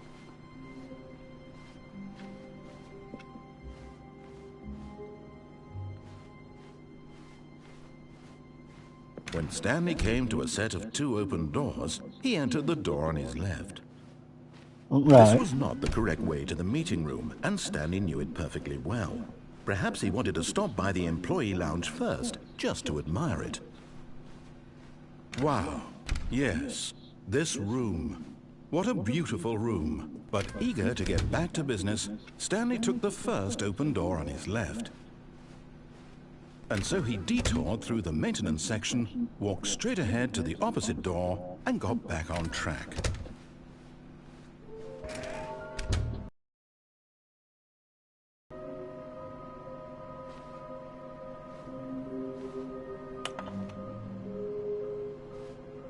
There will be an award for finding them all.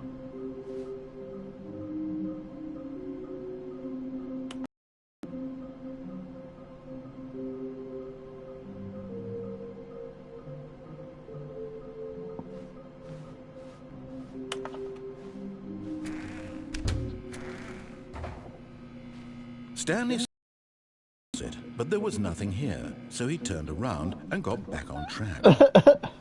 Coming to a staircase, Stanley walked upstairs to his boss's office.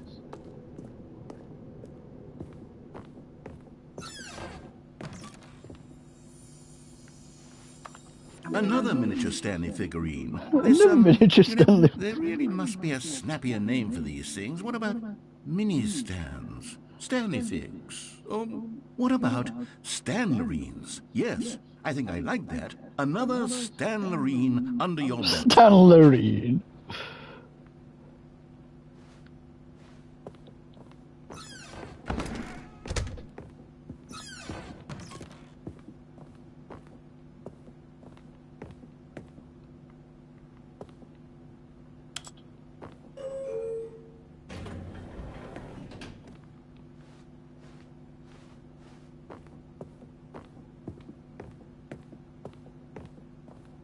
The moment he entered his manager's office, Stanley froze in his tracks. Not a living soul anywhere. Could he really be all alone? This was too much. Stanley was in such a rush to get through the story as quickly as possible, he didn't even have a single minute to just let the narrator talk. That kind of anxiety isn't healthy, so he relaxed for a few moments with some calming New Age music.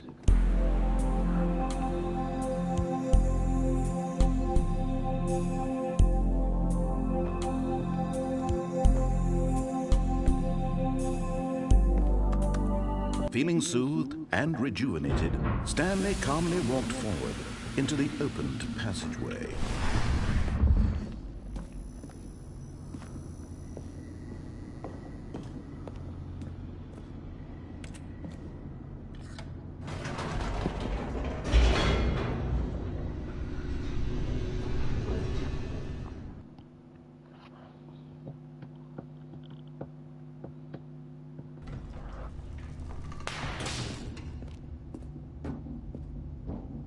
Stanley walked straight ahead through the large door that read Mind Control Facility.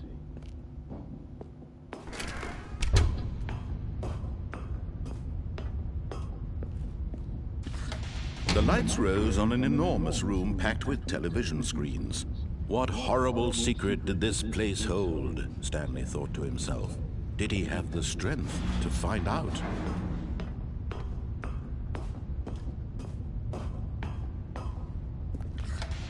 Now the monitors jumped to life, their true nature revealed.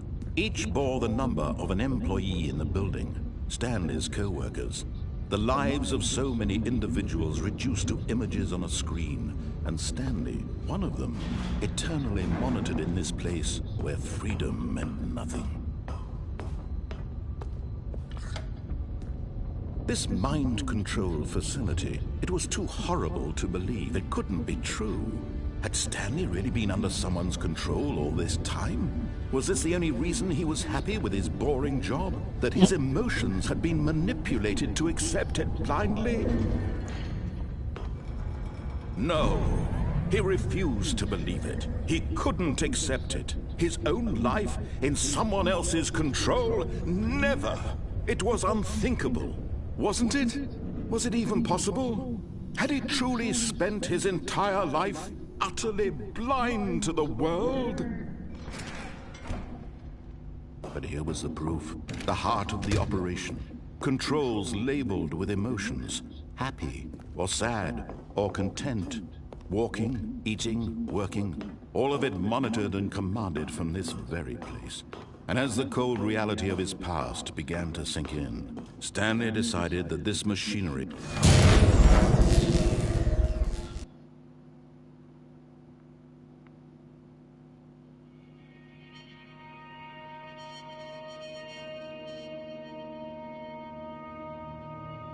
blackness, and a rising chill of uncertainty. Was it over?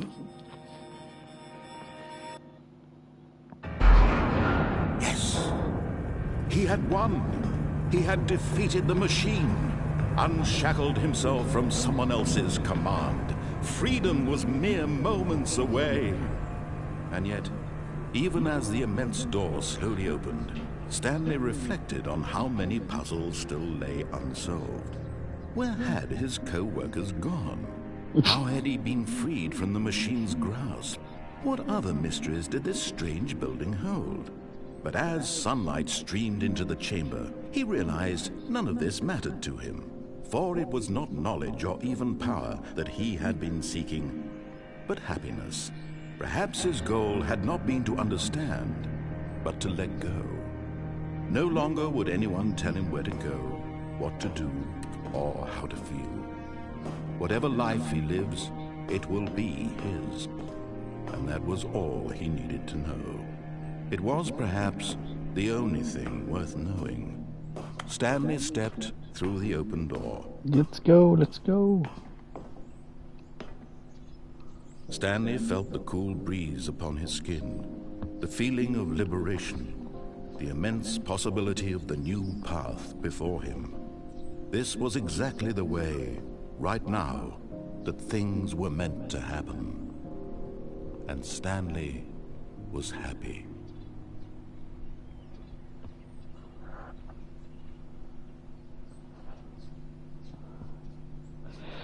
And then restart.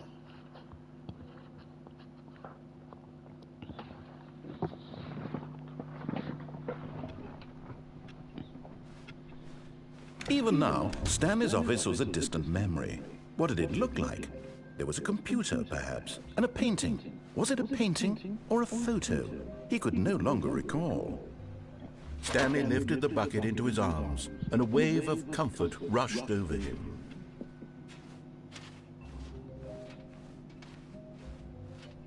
Stanley clutched the bucket tightly to his chest and entered the door on his left.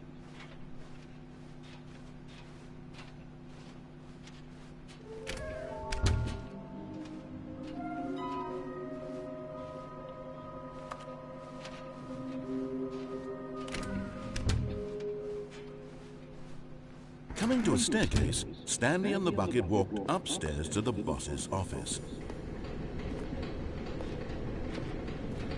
Okay, I'm going back to the name of these little Stanley figurines, and now I'm torn between Stanlerines and Figlies. What do you think, Stanley? What name better encapsulates the intrinsic Get worse, sense Figlies. of that you get from seeing a small number in the corner of your screen go up by 1? Let me sit on it. I'm sure it will come to me.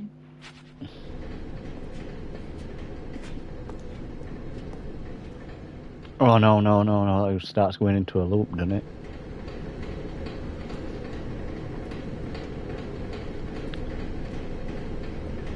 But Stanley just couldn't do it. He considered the possibility of facing his boss, admitting he had left his post during work hours. He might be fired for that. And in such a competitive economy, why had he taken that risk? All because he believed everyone had vanished? His boss would think he was crazy. And then, something occurred to Stanley. Maybe, he thought to himself, maybe I am crazy. He looked down at the bucket in his arms. Am I crazy? He asked the bucket. The bucket returned his gaze, but said nothing at all. That's strange, Stanley thought. Usually the bucket is a source of guidance and wisdom for me in difficult times such as these. He held the bucket close, yet felt none of its familiar reassurance and comfort. And that's when Stanley realized, this isn't my bucket. It's just a normal, everyday bucket. Someone else's bucket, perhaps. How did I end up with someone else's bucket? This is all terribly wrong. Surely no good would come from this. Who knows what sorts of bizarre hallucinations Stanley might experience without the psychologically grounding presence of his bucket. And indeed, now he noticed that the rooms were repeating, which was, of course, very odd. And now he felt himself floating off the ground. Oh, gracious, he exclaimed. Without my bucket, I've gone truly mad. Where is it? I must find it. Far off in the distance now, he heard it, calling to him. Stanley! Stanley, it's me! The bucket! Could it truly be? He rushed forward from room to room, passing by one bucket after the next. None of them were his. None of them were his special bucket. Come to me, Stanley! Find me! He had to find the bucket. He had to return to his old friend. It was the only way to truly restore his sanity. And then suddenly, he froze dead in his tracks. He knew where the voice of the bucket had been coming from. The real bucket was inside of him all along. It was incredibly painful. Stanley doubled over in agony and blacked out. Doubled over in agony and blacked out. This is the story of a woman named Mariella. Mariella woke up on a day like any other. She arose, got dressed, picked up her bucket of comfort and security, and went to a place of Even though it hasn't been changed to have a bucket. Her walk was interrupted by the body of a man who had stumbled through town, talking and screaming to himself, and then collapsed dead on the sidewalk. Right away, she knew what the problem was. This man had no bucket. Of course he'd gone mad, ranting and raving about a narrator describing all of his actions and how everything is predetermined and free will is an illusion and it's all just a video game. It could all have been prevented if only he'd taken his bucket with him. Perhaps he didn't even realize he'd forgotten his bucket at home in the first place. How cruel the world can be. And she hugged her own bucket even tighter. But of course, she had no time for this. There were a myriad of confusing problems she would soon have to confront at work, for which her bucket would provide absolute guidance and total clarity on everything. Heck yes, she thought to herself, my life kicks ass. And she backflipped all the way to work.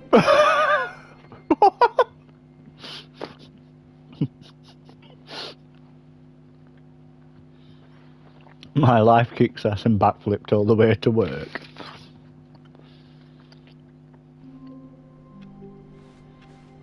All of his co-workers were gone. What could it mean? Stanley decided to go to the meeting room. Perhaps he had simply missed a memo.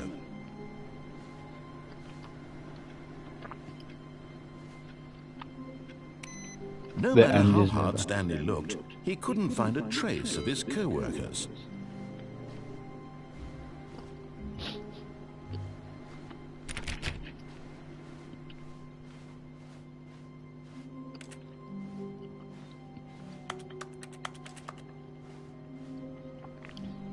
The confusion and the chaos all seemed to melt away as Stanley embraced the bucket. Stanley clutched the bucket tightly to his chest. This was not the correct way to the meeting room, but Stanley had felt the bucket calling to him, telling him that the employee lounge was simply the place to be. And here it was. Had the bucket turned out to be correct? Was this better than the meeting room? Yes, Stanley thought to himself. Yes, perhaps it truly was. No, never mind. The bucket was wrong. Stanley took the door on his left to go back to the meeting room. Nope.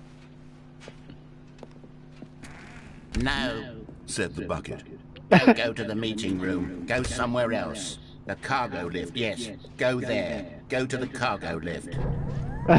Good. Voicing it now. Now ride the lift all the way to the top. There's something up there I need you to do. Stanley did not question why or how this bucket was speaking to him. It should have alarmed him, of course, because buckets can't talk. But Stanley chose not to think about this obvious fact. He was firmly convinced that the bucket had spoken to him, and he unthinkingly did whatever the bucket asked.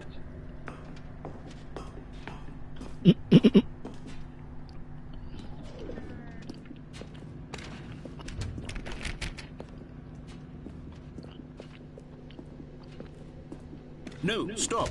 Look there on the wall. You see, there's a sign right there. It says, no buckets past this point. Stanley, how could you think it was okay to bring the bucket here? Unless, what if the problem is that you actually don't know what is a bucket and what isn't a bucket? I suppose that would explain a lot about your behavior up to this point. Which, if that's true, well, my goodness, I think we have to do something about it. This misunderstanding could have dire consequences on the entire rest of the game if not addressed quickly and properly. So much of the impact of the story is dependent on your understanding of what is and isn't a bucket. Please, step in here for a moment.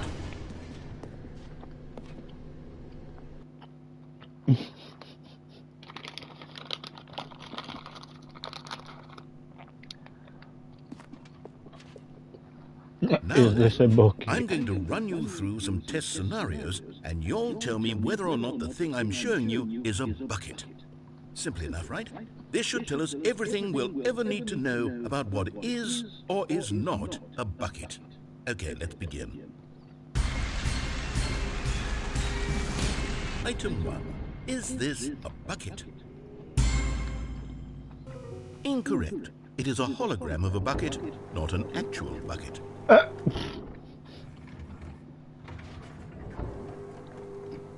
Item 2. Is this a bucket? Incorrect. It is a 3D printed recreation of a bucket, not an actual bucket. Okay.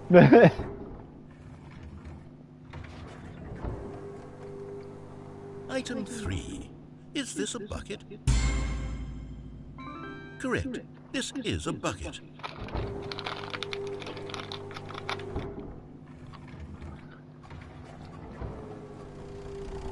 Item 4. Is this a bucket?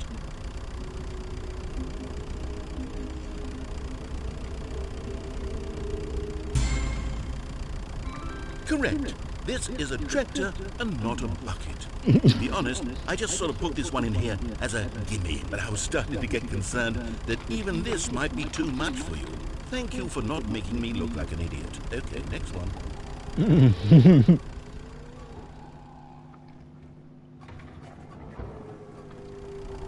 Is this a bucket?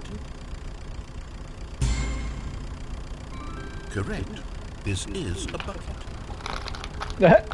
No, I didn't. That's tractor. Item 6. Is this a bucket? Trick question. Both. Gotcha.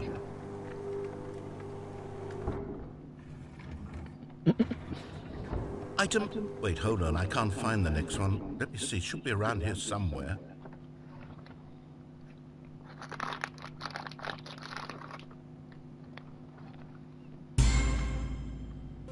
Okay, you and I both know there isn't anything here. And I don't appreciate the implication that nothing is a bucket when we both clearly know that a bucket is something, and therefore nothing could possibly be something. Unless, in your twisted mind, have you somehow convinced yourself that a bucket is nothing? Answer me straight, Stanley. Do you believe that nothing is a bucket? You know what? I'm too confused to even sort it out. I've lost all sense of perspective. Well, welcome back. What is a bucket? What isn't a bucket? Mere moments ago I could answer these questions with confidence. And yet now I'm somewhat adrift. Do any of us know what a bucket is? Am I a bucket? Stanley, I can't keep doing this. I'm losing myself, and myself was all I ever had to begin with. I'm afraid the bucket is threatening to tear our relationship apart. I can't have that. I'm sorry. But I'm going to erase all buckets from the game entirely. Okay, here we go.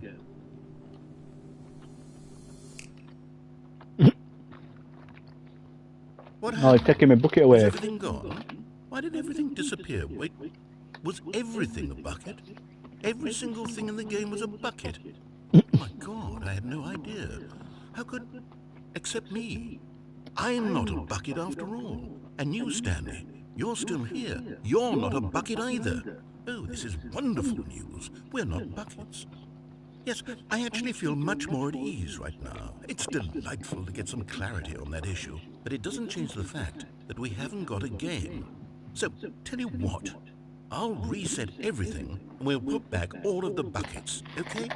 And we'll know that it's all a bucket. But if you run into anyone else, maybe don't mention that. Who knows what that information might do to a person? All right, here we go.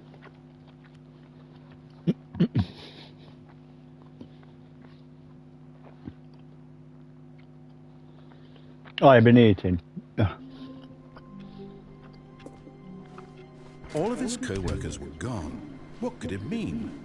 Stanley decided to go to the meeting room. Perhaps he had simply missed a memo. Warmth spread through Stanley's arms. With the bucket in his arms again, he was home.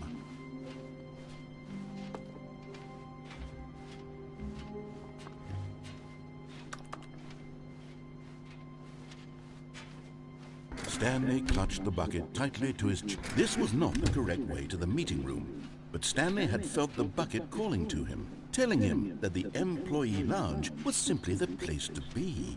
And here it was. Had the bucket turned out to be correct? No, never mind. The bucket was wrong.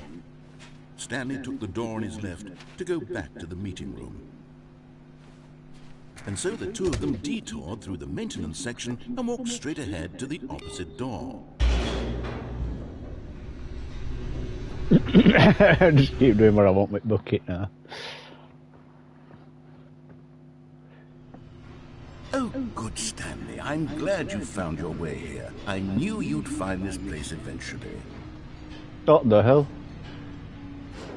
You care about you, Stanley? You see, your friends and I are concerned for you, Stanley. We've come together here because we care about you very much. It's this bucket you're carrying around everywhere. The bucket isn't even from the original Stanley Parable. It's just sequel content. We're the ones that matter, Stanley. Classic characters from the first game, like the Adventure Line and the Broom Closet. Because that's what fans want from a sequel. They want more of their favorite jokes, not this bucket that they've never seen before. Yes, I know I'm the one who gave you the bucket, but you're spending too much time with it. Don't you want another story involving the Adventure Line? We could make the Adventure Line go somewhere new. Yes, yes, that's what the fans want. Let's do it. Whee! Look at that wacky line. Who knows where it'll go off to next? Oh, and it played some silly music as well. Oh, God.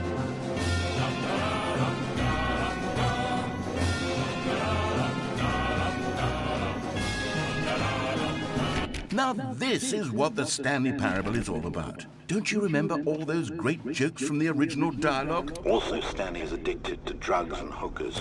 And also Stanley's addicted to drugs and back hookers. then. Let's do it for the fans, Stanley. Let's give them more content exactly like this. But if we want to do that, you're going to have to give something up.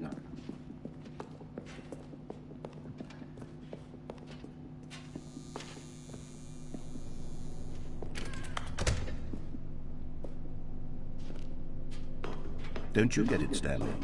We need to get rid of the bucket. That's why I'm very proud to introduce a brand new character. This is the Bucket Destroyer.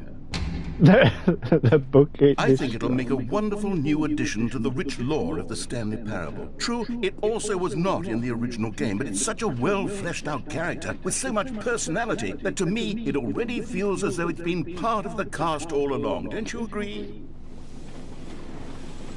Can you guess what the Bucket Destroyer does? Surely you don't need me to spell it out for you. Go ahead now, Stanley.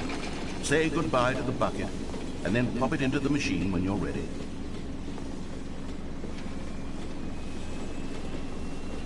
Now listen to me. It's crucial that you give it the bucket. I don't know what the Bucket Destroyer will do if it can't destroy your bucket. Destroying buckets is all it knows. That is its singular personality trait.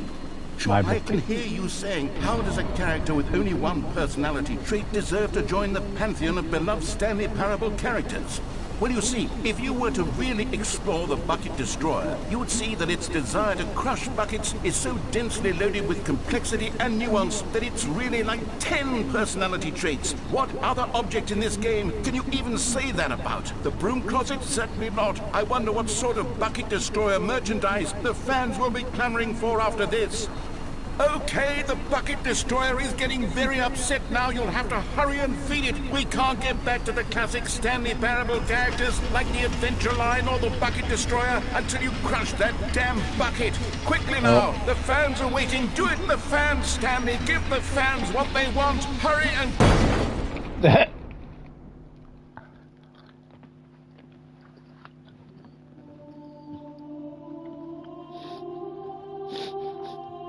think it's gone to heaven.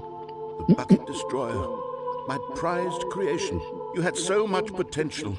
We were going to do such marvelous things with you, tell such spellbinding stories about you. All of it squandered now. Goodbye, new friend. For the moment in time that you were here, you were magnificent.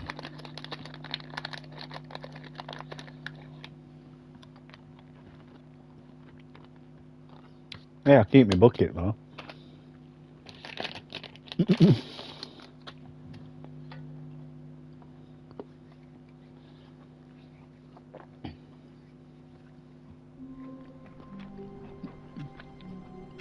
Oh, damn it.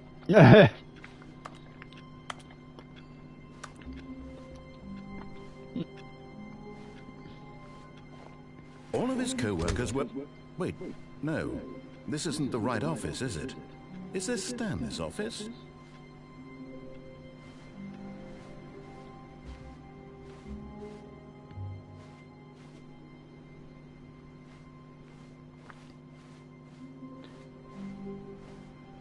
Yay! Stanley picked up the bucket and smiled. He'd never be alone again, not truly alone. Not with the bucket around. Stanley clutched the bucket tightly to his chest and entered the door. This was not the correct way to the meeting room, but Stanley had felt the bucket calling to him, telling him that the employee lounge was simply the place to be. And here it was. Had the bucket turned out to be correct? No, never mind. The bucket was wrong. Stanley took the door on his left to go back to the meeting room. No, Said the bucket. don't go to the meeting room. Go somewhere else. The cargo lift, yes. Good, Said the bucket. now ride the lift all the way to the top. There's something up there I need you to do. Stanley did not question why or how this bucket was speaking to him. It should have alarmed him, of course, because buckets can't talk. But Stanley chose not to think about this obvious fact. He was firmly convinced that the bucket had spoken to him, and he unthinkingly did whatever the bucket asked.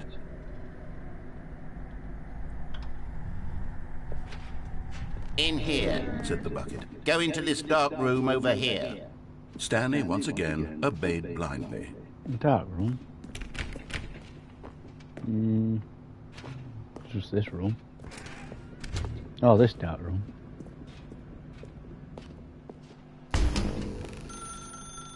Now pick up the phone. Said the bucket. I know for some reason, if I unplug phone, it crashes This the game. is a sad story of a man named Stanley and his bucket. Once upon a time, I gave Stanley a bucket because I thought he was lonely and could use a friend. And then, very distressingly, he began to believe the bucket could speak to him.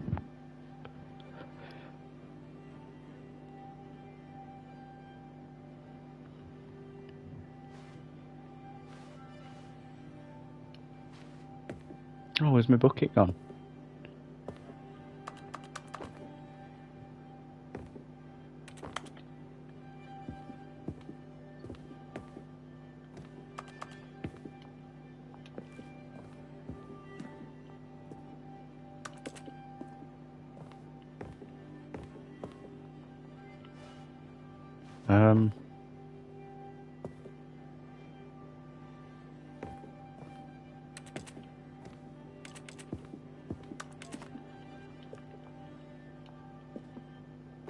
Oh, yeah.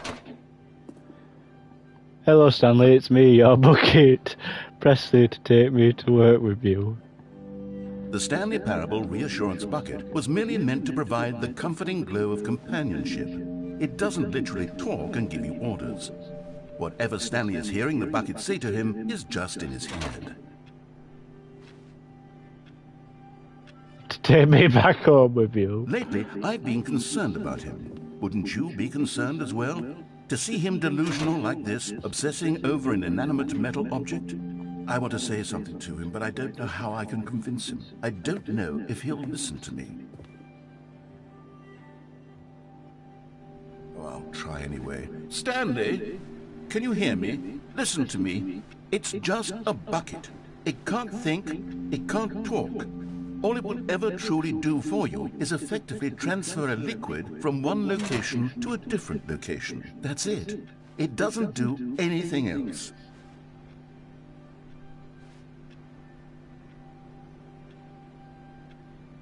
Don't listen to the loud. You see, he's not listening. He's still taking orders from the bucket. You know, once upon a time it was me he took orders from. Me he trusted and listened to. Now all he cares about is his awful bucket. This stupid hunk of metal. It's sad, but I suppose he doesn't need me anymore. From now on, he's just going to cling to this bucket, this cold, empty bucket, this sort of shiny bucket. Well, I'll give it this. The bucket does have a nice shine to it.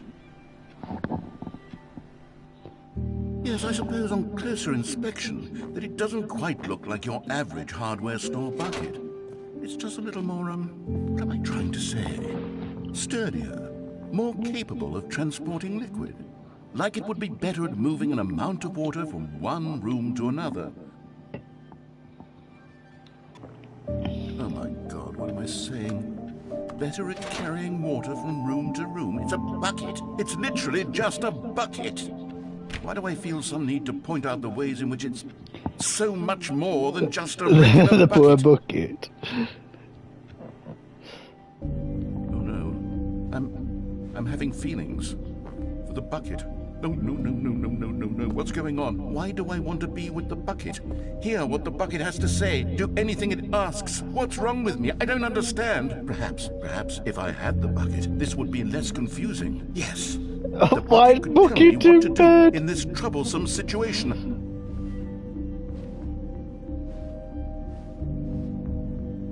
Stanley, give me the bucket. Give it to me. Give me the bucket, Stanley. I need it. Give it to me now. Give it, or I'll... Close your eyes. Go back to work, Stanley.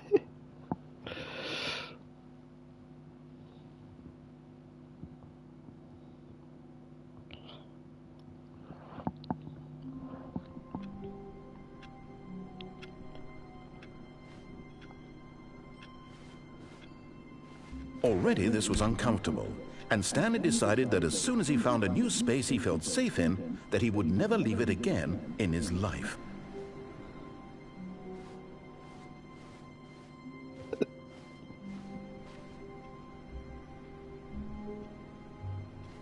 I'll not take bucket this time.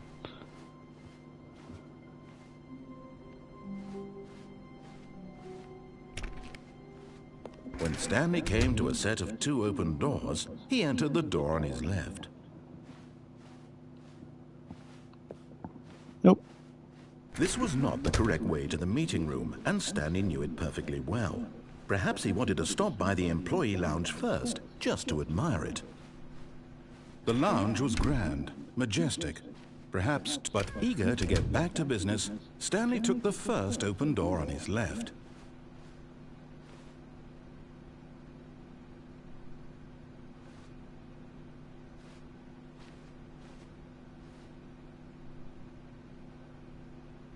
Stanley was so bad at following directions, it's incredible he wasn't fired years ago. Look, Stanley, I think perhaps we've gotten off on the wrong foot here. I'm not your enemy, really. Yeah, I followed narrator, I realize just that investing escape. your I also trust in did this someone before. else can be difficult, but in his eagerness to prove that he is in control of the story and no one gets to tell him what to do, Stanley leapt from the platform and plunged to his death. Good job, Stanley. Everyone thinks you are very powerful. Good job, Stanley.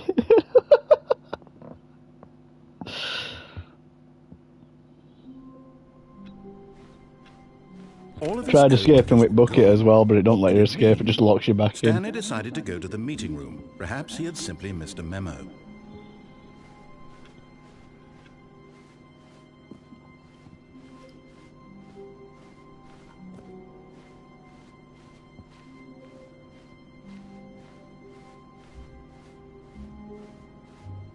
When Stanley came to a set of 2 open doors, he entered the door on his left.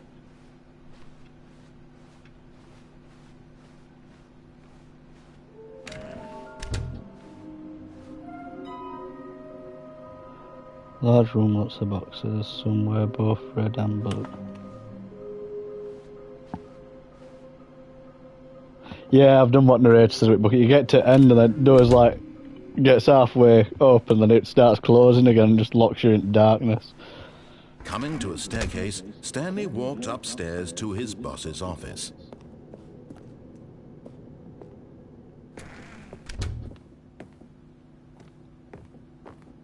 Okay, I think we all know the drill by now. Blah, blah, blah. Dark secrets, the keypad. Stanley pushes some buttons. Oh, hey, look, it's a new passageway. Code surprise. Don't even know password anymore.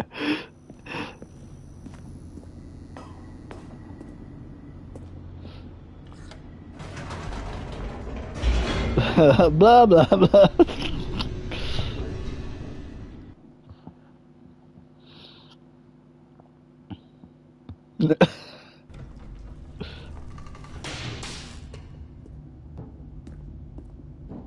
Stanley walked straight ahead through the large door that read Mind Control Facility. What I hadn't done is pressed other button at the side, opposite way. The lights rose on an enormous room packed with television screens. What horrible secret did this place hold? Stanley thought to himself. Did he have the strength to find out?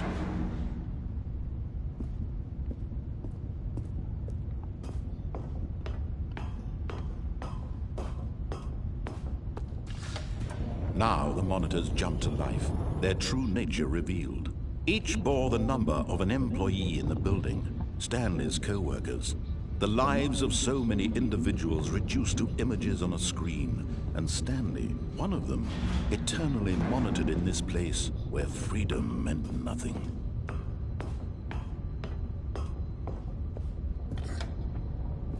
This mind control. No, I ain't done everything. I'm just gonna go.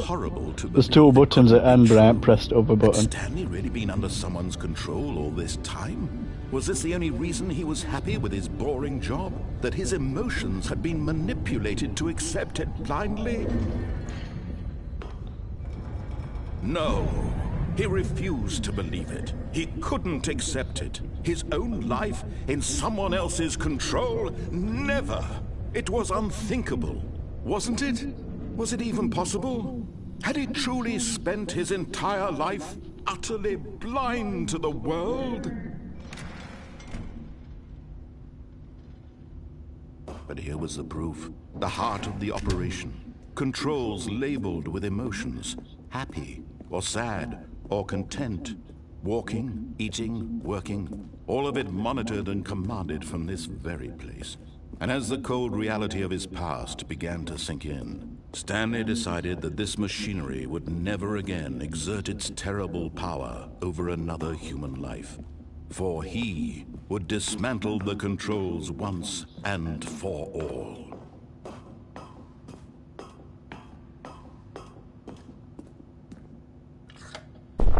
Oh, Stanley, you didn't just activate the controls, did you? After they kept you enslaved all these years, you go and you try to take control of the machine for yourself. Is that what you wanted? Control? Oh, Stanley, I applaud your effort, I really do. But you need to understand, there's only so much that machine can do. You were supposed to let it go, turn the controls off, and leave. If you want to throw my story off track, you're going to have to do much better than that. I'm afraid you don't have nearly the power you think you do. For example, and I believe you'll find this pertinent, Stanley suddenly realized he had just initiated the network's emergency detonation system. In the event that this machine is activated without proper DNA identification, nuclear detonators are set to explode, eliminating the entire complex. How long until detonation then? Let's say, 2 minutes. Ah, now this is making things a little more fun, isn't it, Stanley? It's your time to shine. You are the star. It's your story now. Shape it to your heart's desires. Oh, this is much better than what I had in mind. What a shame we have so little time left to enjoy it. Mere moments until the bomb goes off. But what precious moments each one of them is. More time to talk about you, about me, where we're going. What all this means, I barely know where to start. What's that? You'd like to know where your co-workers are? A moment of solace before you're obliterated? All right, I'm in a good mood. You're gonna die anyway. I'll tell you exactly what happened to them. I erased them. I turned off the machine. I set you free. Of course, that was merely in this instance of the story. Sometimes when I tell it, I simply let you sit there in your office forever, pushing buttons endlessly and then die. So all I can see is one on console, but I press one. I let the office sink into the ground, swallowing everyone inside, or I let it burn to a crisp. I have to say this, though, this version of events has been rather amusing. Watching you try to make sense of everything and take back the control wrested away from you, it's quite rich. They're button me a zero. To see it go. But I'm sure whatever I come up with on the next go-around will be even better. My goodness, only 34 seconds left. But I'm enjoying this so much. You know what? To hell with it. I'm going to put some extra time on the clock, why not? These are precious additional seconds, Stanley. Time doesn't grow on trees. Oh dear me, what's the matter, Stanley? Is it that you have no idea where you're going or what you're supposed to be doing right now? Or did you just assume when you saw that timer that something in this room was capable of turning it off? I mean, look at you. Running from button to button, screen to screen, clicking on every little thing in this room. These numbered buttons, no, these colored ones. Or maybe this big red button, or this door. Everything, anything, something here will save me. Why would you think that, Stanley? That this video game can be beaten? Won? Solved? Do you have any idea what your purpose in this place is? Stanley, you're in for quite a disappointment. But here's a spoiler for you. That timer isn't a catalyst to keep the action moving along. It's just seconds ticking away to your death. You're only still playing instead of watching a cutscene because I want to watch you for every moment that you're powerless. To see you made humble. This is not a challenge, it's a tragedy. You wanted to control this world, that's fine. But I'm going to destroy it first, so you can't. Take a look at the clock, Stanley.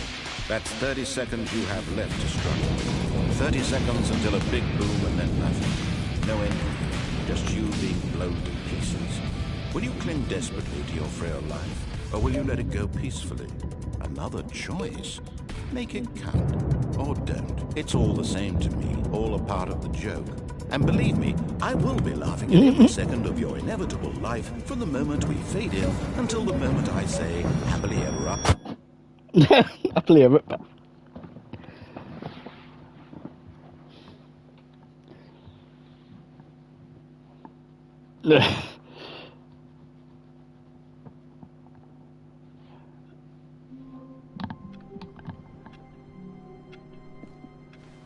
All of his co-workers were... Wait, no. This isn't the right office, is it? Is this Stanley's office?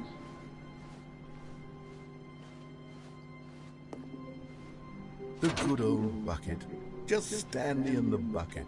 Off on another thrilling adventure together.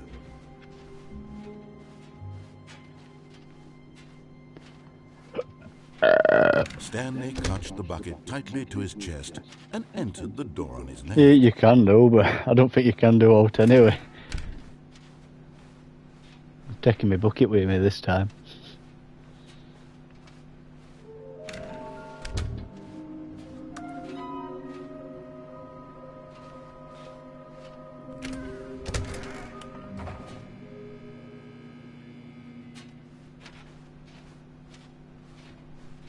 Coming to a staircase, Stanley and the bucket walked upstairs to the boss's office.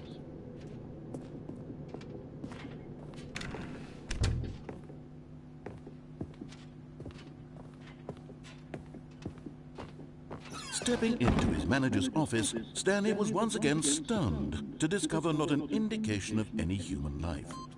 Crushed by the weight of this revelation, Stanley may have broken down into... But Stanley guessed the correct code by sheer luck. Was it the bucket knew all along? Was the bucket guiding him? Yes, this is certainly the most logical explanation.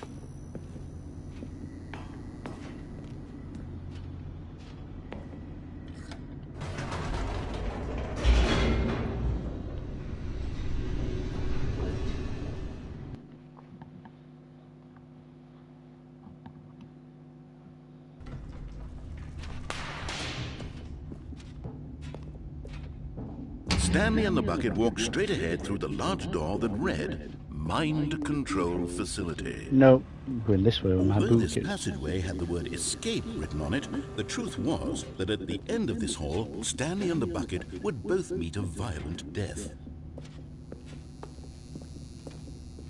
The door behind them was not shut.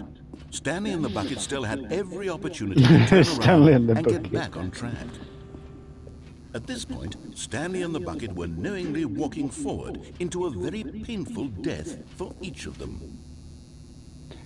Minecraft bit. No, I've had Rocket League.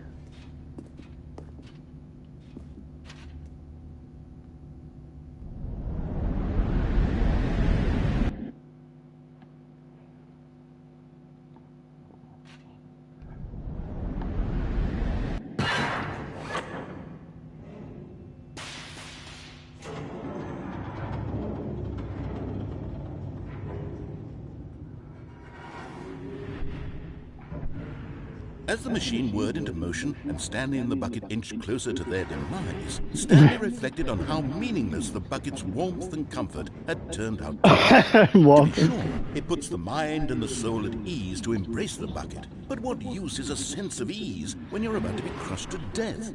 This is what Stanley thought to himself, and he sort of kicked himself for wasting so much time carrying a bucket everywhere. Farewell, Stanley.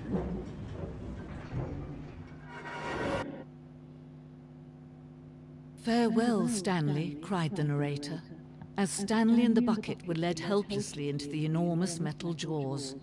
In a single visceral instant, the bucket's life came to an end, as it was crushed violently to death.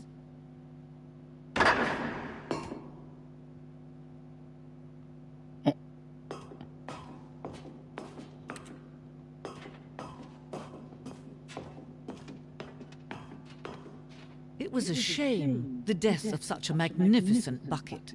It's true that all buckets are I'd been to it normally, but I'd not been to it with bucket in my hand. Above the rest, it was a glorious bucket to behold. The bucket.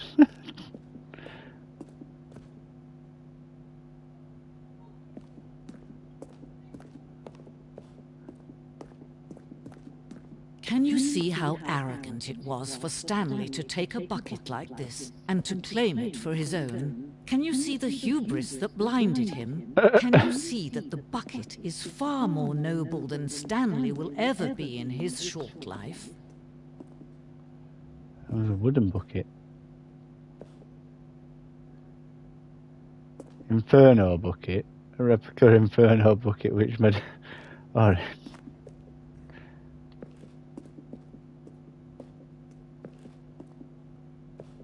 The stress bucket.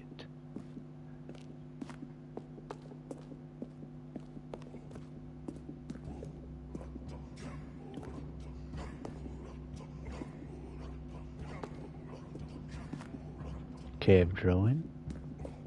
No man can own a bucket, and certainly not a bucket as dazzling to behold as this one. It is man who should kneel before the bucket.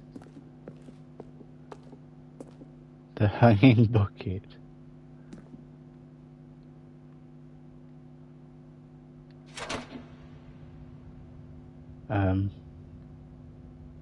But there is something we can do. Something we can do together, you and I, that will right this terrible wrong. Let Stanley die. Let him be. It's impossible to win, you just have to get every Don't ending. reset the game. Don't give him another opportunity to run off with another beautiful bucket. We can save the world's buckets from their treatment as tools and implements if only we let Stanley die together. The bucket shall take its place as ruler, as leader, as commander of a new world, a new vision. Yeah, me and the bucket got squashed.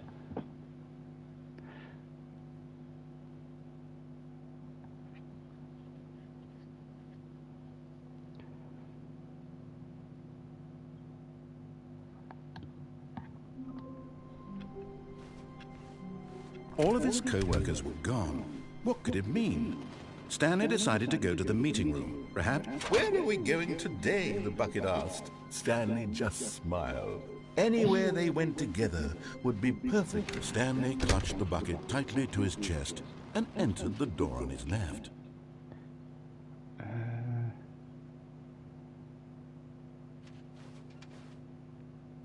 This was not the correct way to the meeting room. But Stanley had felt the bucket calling to him, telling him that the employee lounge was simply the place to be. And here it was. Had the bucket turned out to be correct? No, never mind. The bucket was wrong. Stanley took the door on his left to go back to the meeting, and so the two of them detoured through the maintenance section and walked straight ahead to the opposite door.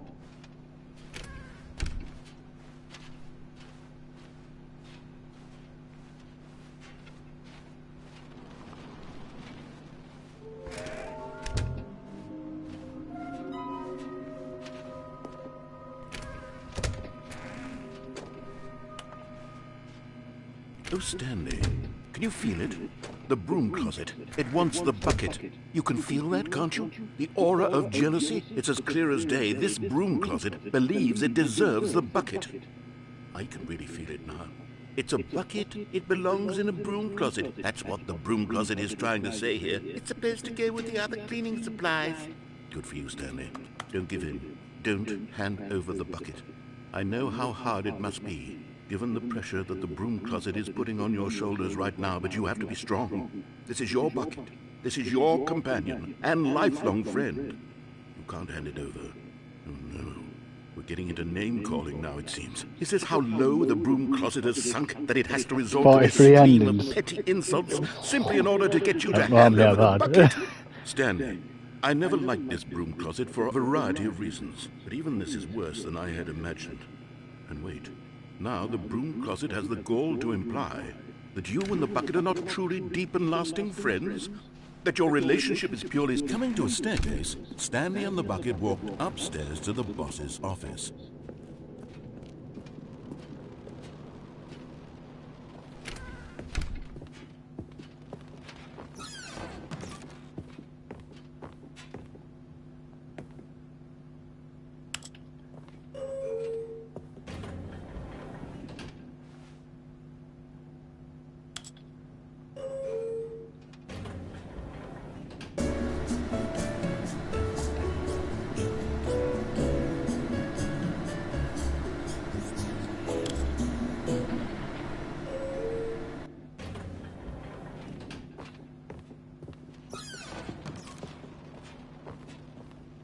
Stepping into his manager's office, Stanley was once again stunned to discover not an indication of any human life. Crushed by the weight of this revelation, Stanley guessed the correct code by sheer luck. Was it the bucket knew all along? Was the bucket guiding him? Yes, this is certainly the most logical explanation.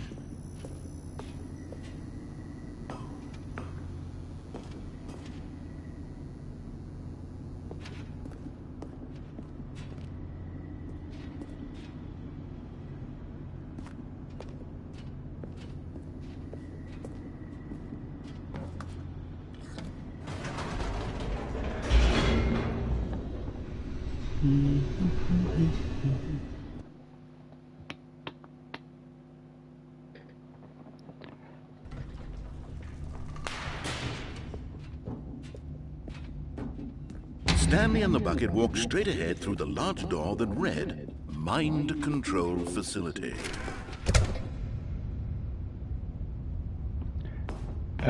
That's the one where you just go straight to phone. I ain't had that one. I unplugged phone, but it crashes game for some reason. The lights rose. Game just freezes up. I think it's just something that needs patching. What horrible secret did this place hold? Stanley and the bucket both wondered to themselves. I'll do that next time with Fake Wife.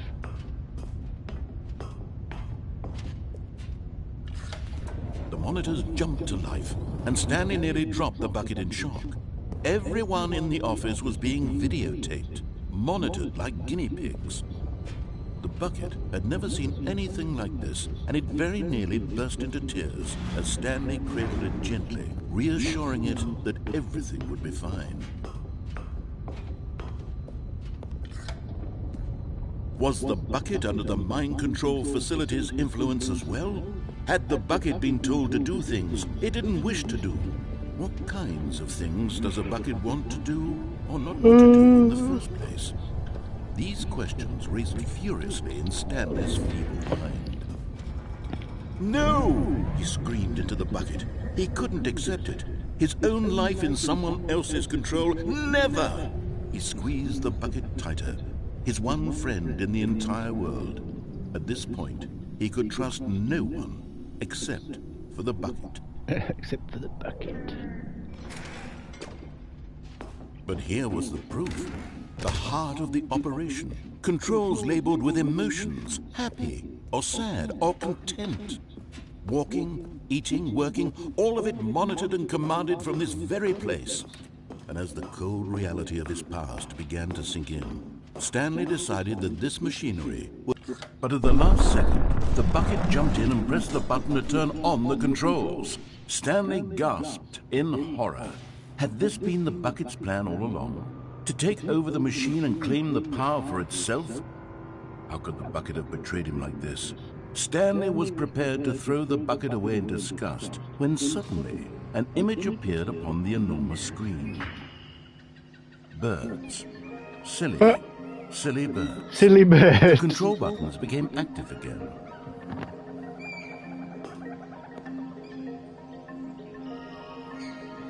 And this is new.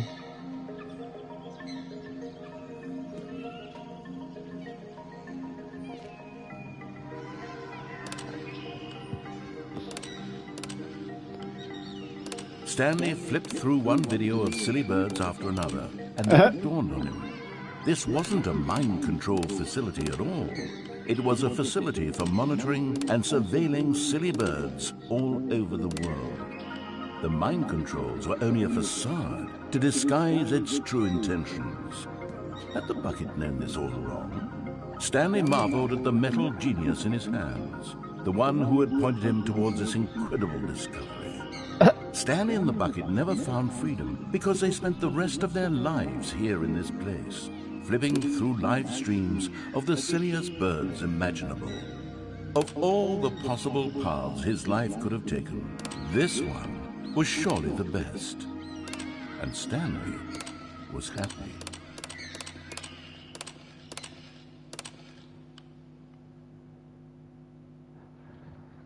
Okay.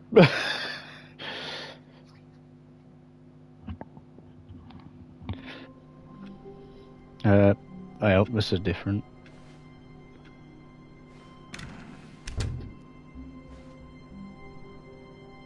A good bucket, a strong bucket, a humble bucket. Stanley clutched the bucket tightly to his chest and entered the door on his left. Jump out the window.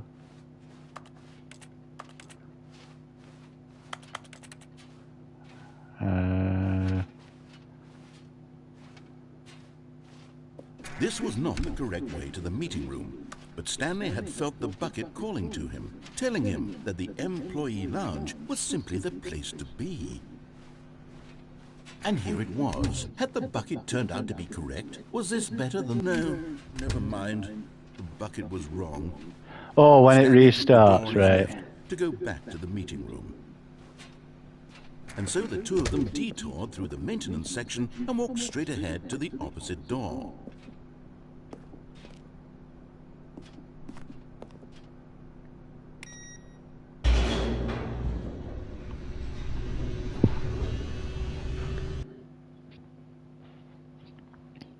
Let's crush the bucket. Oh, good Stanley. I'm glad you found your way here. I knew you'd find this place eventually. You see, your friends and I are concerned for you, Stanley. We've come together here because we care about you very much. It's this bucket you're carrying around. Taking it that's fake, why? The bucket isn't even from the original Stanley Parable. It's just sequel content. We're the ones that matter, Stanley. Classic characters from the first game, like the Adventure Line and the Broom Closet. Because that's what fans want from a sequel. They want more of their favorite jokes, not this bucket that they've never seen before. Yes, I know I'm the one who gave you the bucket, but you're spending too much time with it. Don't you want another story involving the Adventure Line? We could make the Adventure Line go somewhere new. Yes, yes, that's what the fans want. Let's do it. Whee! Look at that wacky line. Who knows where it'll go off to next? Oh, and it played some silly music as well.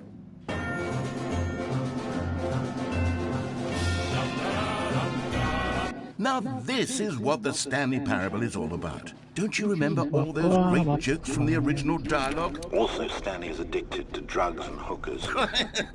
Yes, it's as classic now as it was back then. Let's do it for the fans, Stanley. Let's give them more content exactly like this. But if we want to do that, you're going to have to give something up. Don't you get it, Stanley? We need to get rid of the bucket. That's why I'm very proud to introduce a brand new character. This is the Bucket Destroyer. I think it'll make a wonderful new addition to the rich lore of the Stanley Parable. True, it also was not in the original game, but it's such a well-fleshed-out character with so much personality that to me, it already feels as though it's been part of the cast all along. Don't you agree? Can you guess what the Bucket Destroyer does? Surely you don't need me to spell it out for you. Open gate so I can destroy it. Go ahead now, Stanley. Say goodbye to the bucket, and then pop it into the machine when you're ready.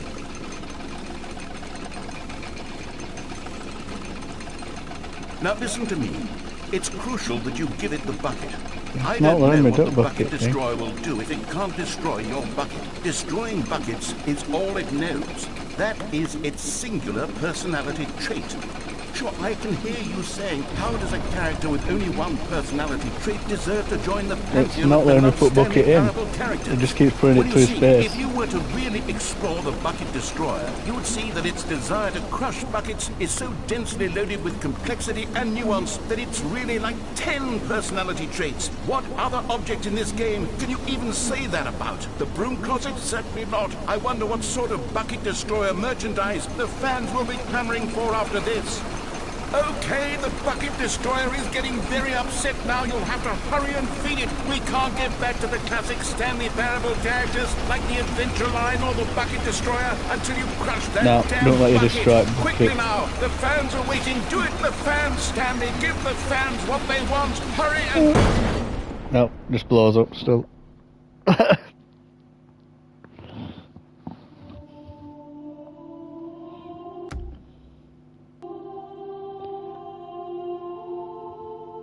Bucket Destroyer. Jump. My prized creation. You had so much potential.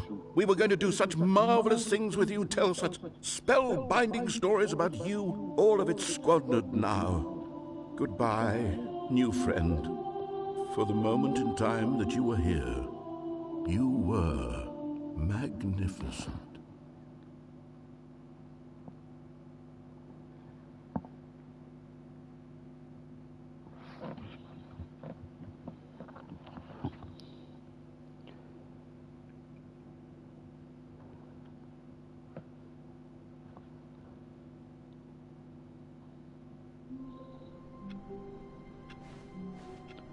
Just a step through this door, Stanley thought to himself. That's all I need. If I can make it through this door, I can make it through them all. No matter how hard Stanley looked, he couldn't find a trace of his co-workers.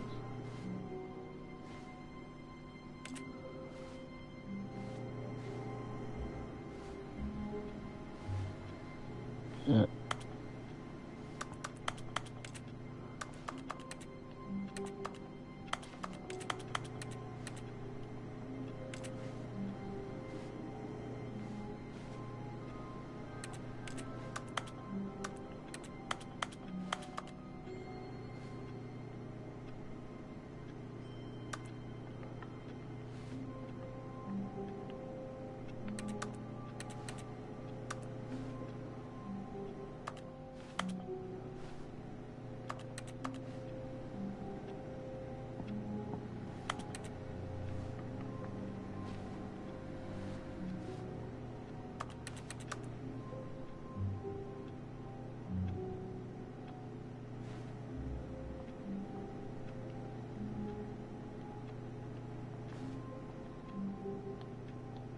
Stanley went around touching every little thing in the office, but it didn't make a single difference, nor did it advance the story in any way.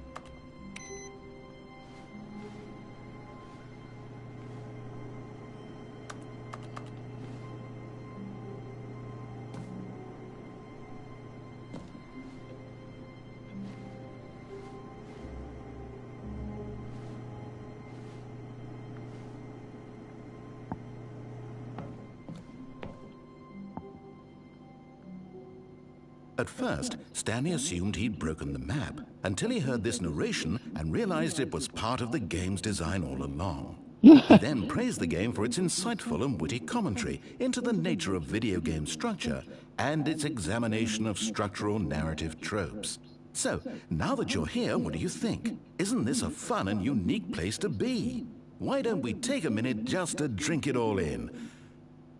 Okay, I'm over it now. What do you think? Are you sick of this gag yet? Then in that case, we'll continue. But now, here comes the real question. What do you think would have happened if you had told me that you wanted this to stop? Do you think it would have been particularly different? Would I have taken the same idea but rephrased it superficially to fit that answer? Perhaps you never would even have thought of it if I hadn't brought up the issue in the first place. Oh, now think about it. Will it be worth it for you to restart and then come back here just to do the other option? Clearly, this whole gag takes some time. What if the other option is even longer? How long will you spend in total just to have heard all the narration? Oh, and this is rich. Perhaps you just played the other option, and now you've come to see what happens in this one.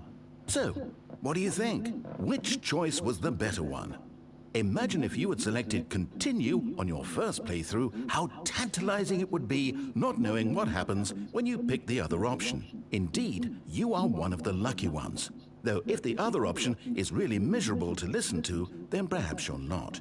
In fact, I'm just going to say that no one who's listening to this is lucky. Well now, I've built up the other option so much that I'm going to stop talking and leave you to your decision whether to come back here, continue with the game, or just sit in this spot forever and ever. Cheers.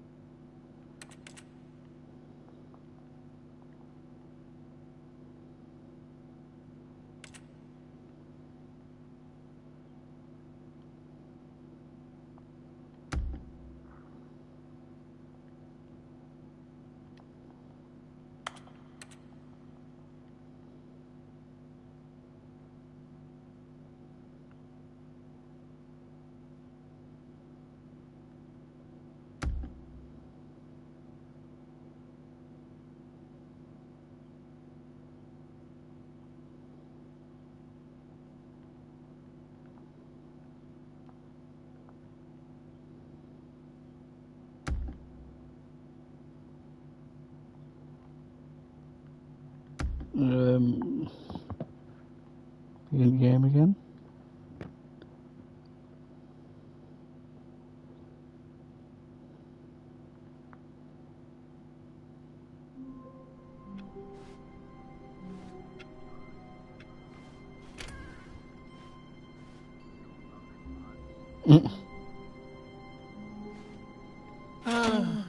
The embrace of an old friend.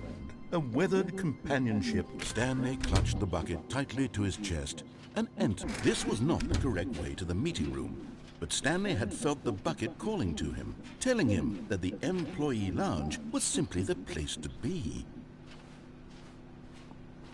It just switches computers off. It turned out to be correct. Was this better than the meeting? No, never mind. The bucket was wrong. Stanley took the door on his left to go back to the meeting room.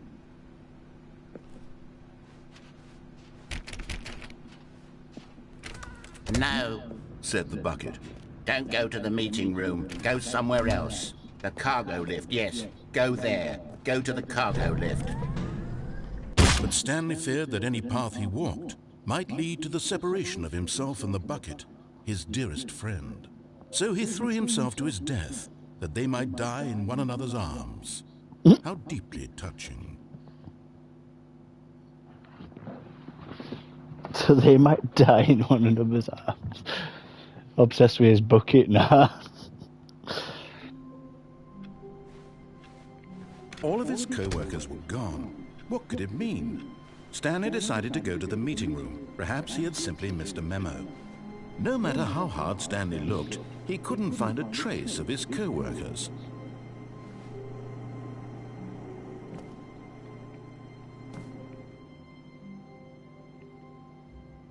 At first, Stanley assumed he'd broken the map, until he heard this narration and realized it was part of the game's design all along. He then praised the game for its insightful and witty commentary into the nature of video game structure and its examination of structural narrative tropes. So, now that you're here, what do you think? Isn't this a fun and unique place to be? Why don't we take a minute just to drink it all in? Okay, I'm over it now. What do you think? Are you sick of this gag yet? Well, I don't know how to say this politely, but you could literally just restart the game any old time you want. Like, right now. You could have done it just then. Now would also be an appropriate time to quit. Any of these points and so many, many more, all of them are appropriate. I'm enjoying what seems to be an internal conflict going on where you are literally unable to act on your own desires to restart the game. So, just to push the envelope, I'm going to try and make this as miserable as possible and see how long you can maintain.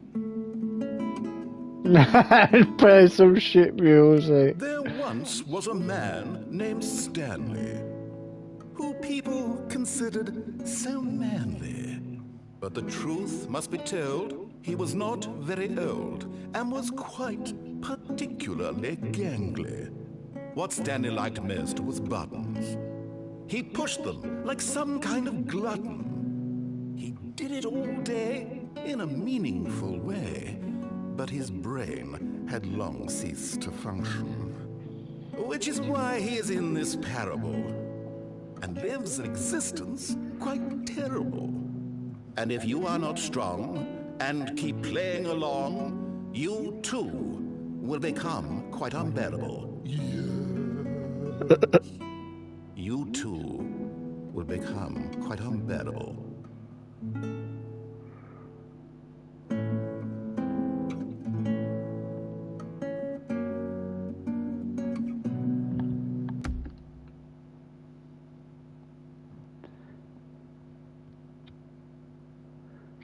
Yeah, I think you just get trapped in there and it just leaves you there till you restart.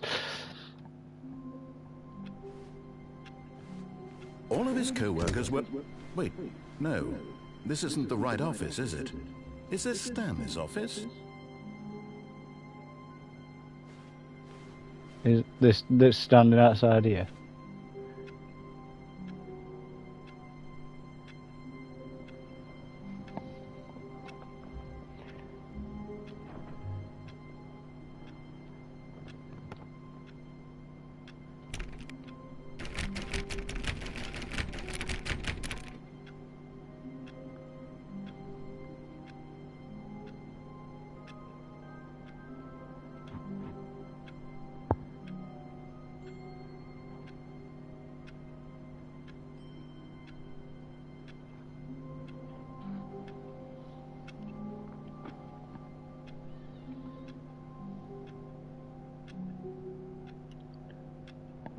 We're on to link.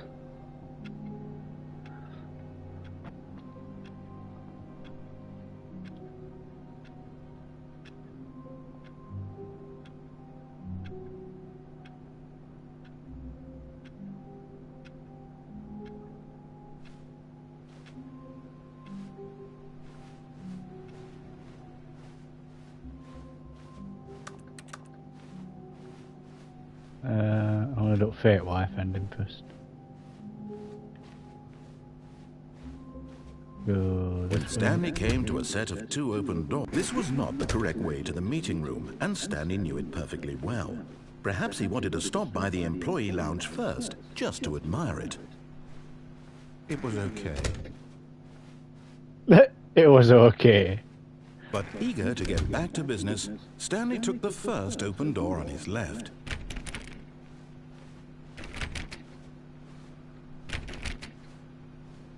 Stanley was so bad at following directions, it's incredible he wasn't 5 years ago.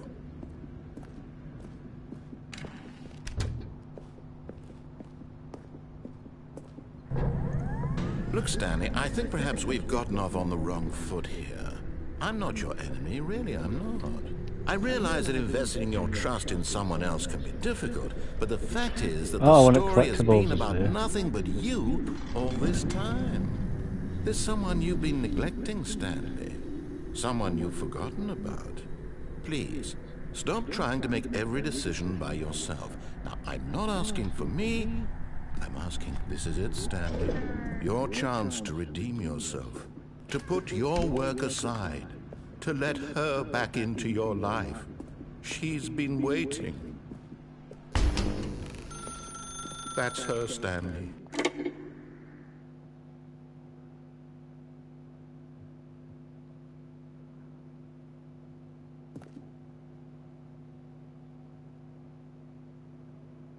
Oh, Stanley, is that you?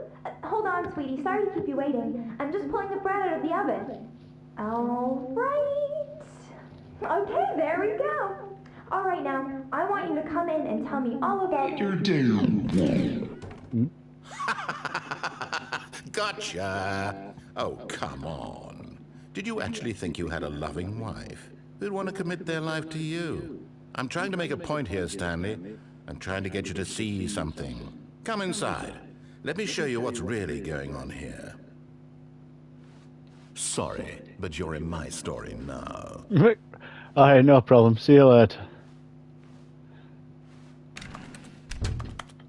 This is a very sad story about the death of a man named Stanley.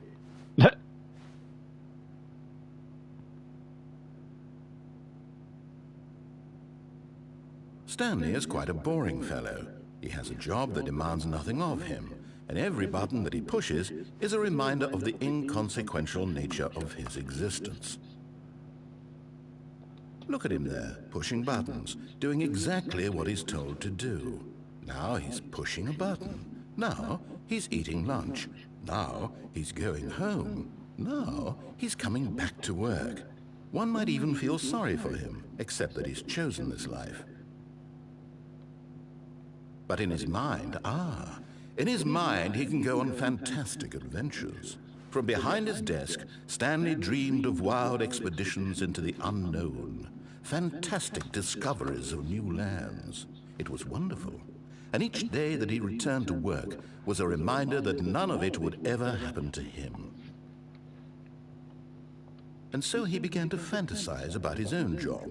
First, he imagined that one day while at work, he stepped up from his desk to realize that all of his co-workers, his boss, everyone in the building had suddenly vanished off the face of the earth. The thought excited him terribly. So he went further. He imagined that he came to two open doors and that he could go through either. At last, choice. It barely even mattered what lay behind each door. The mere thought that his decisions would mean something was almost too wonderful to behold. As he wandered through this fantasy world, he began to fill it with many possible paths and destinations. Down one path lay an enormous round room with monitors and mind controls. And down another was a yellow line that weaved in many directions. And down another was a game with a baby. And he called it the Stanley Parable. The Stanley Parable. It was such a wonderful fantasy, and so in his head he relived it again, and then again, and again, over and over, wishing beyond hope that it would never end, that he might always feel this free. Surely there's an answer down some new path, mustn't there be? Perhaps if he played just one more time. But there is no answer. How could there possibly be? In reality, all he's doing is pushing the same buttons he always has. Nothing has changed. The longer he spends here, the more invested he gets, the more he forgets which life is the real one. And I'm trying to tell him this, that in this world he can never be anything but an observer, that as long as he remains here, he's slowly killing himself. But he won't listen to me. He won't stop. Here, watch this. Stanley, the next time the screen asks you to push a button, do not do it.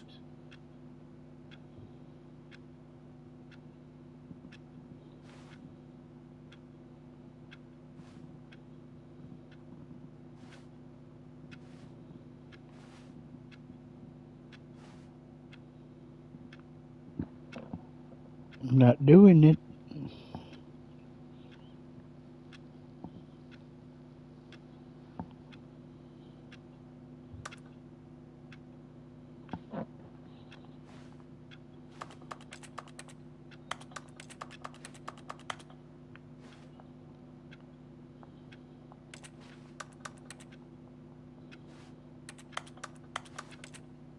You see? Can he just not hear me? How can I tell him in a way that he'll understand that every second he remains here, he's electing to kill himself? How can I get him to see what I see? How can I make him look at himself? I suppose I can't, not in the way I want him to. But I don't make the rules. I simply play to my intended purpose, the same as Stanley. We're not so different, I suppose. I'll try once more to convey all this to him. I'm compelled to. I must. Perhaps, well, maybe this time he'll see. Maybe this time. And I tried again, and Stanley pushed a button. And I tried again. Please die. Why does it just say please die on my screen? It's just gone black. Stick it, he died.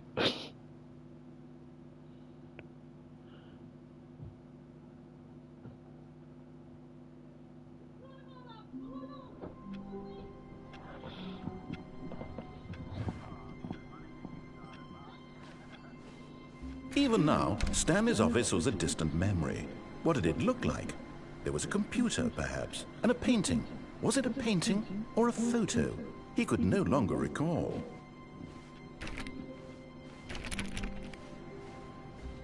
Stanley went around touching every little thing in the office, but it didn't make a single difference, nor did it advance the story in any way.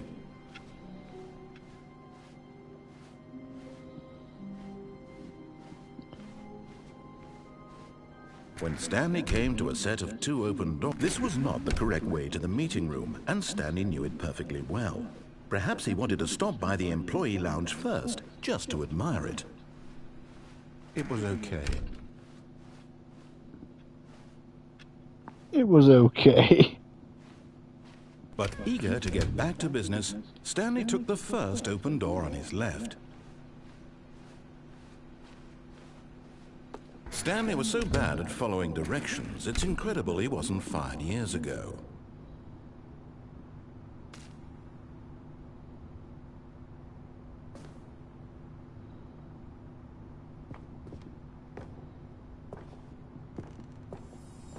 You're getting close now, Stanley. You've nearly gotten all of the Figler and Marines. Very soon, you'll collect the last one, and then the first number will equal the second number, and that will be it. We'll be different people by then. Different in the sense that we used to have none of them, and now we have them all. You can't go back to when you had no Figler and Marines. None of us can.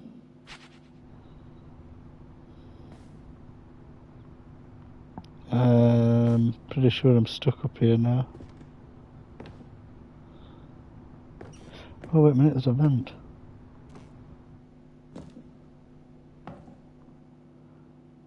It's gone to a loading thing, so I don't know where that stuck me. Somewhere new.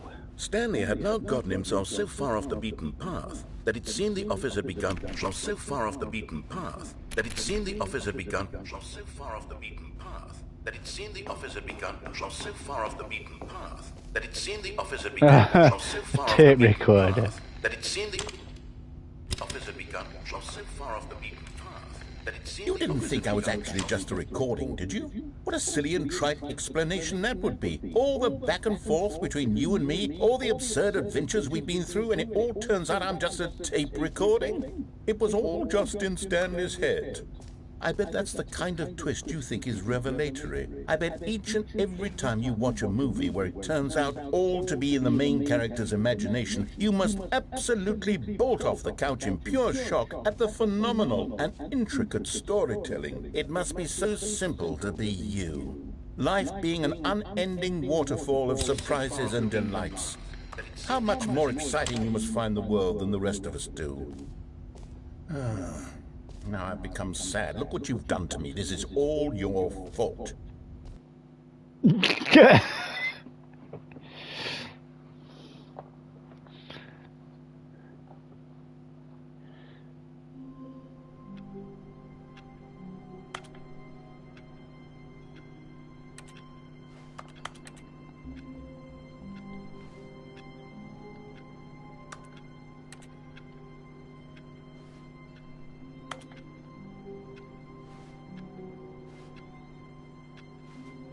All of his co-workers were gone. What could it mean? Stanley decided to go to the meeting room. Perhaps he had simply missed a memo.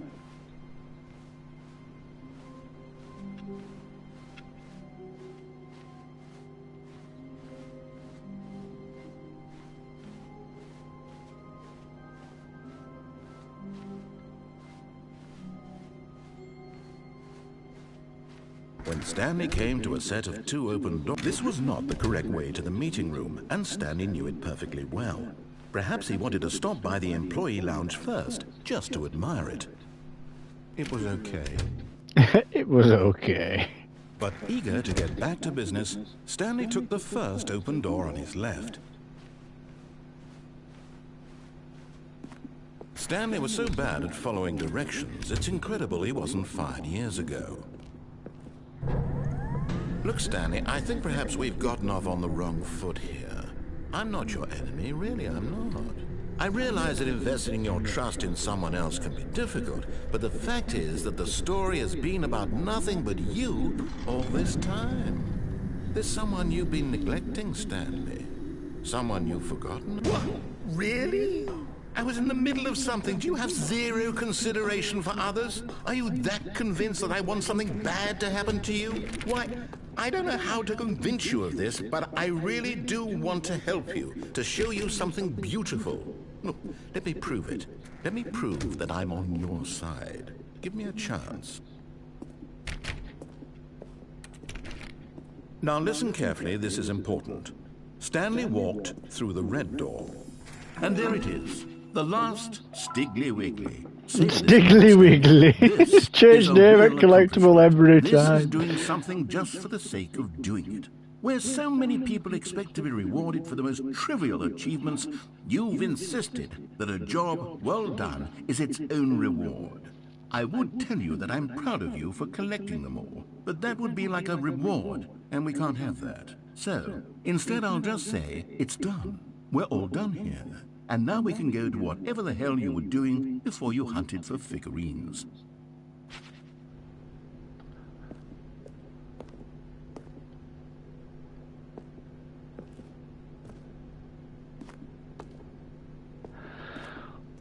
Red or blue?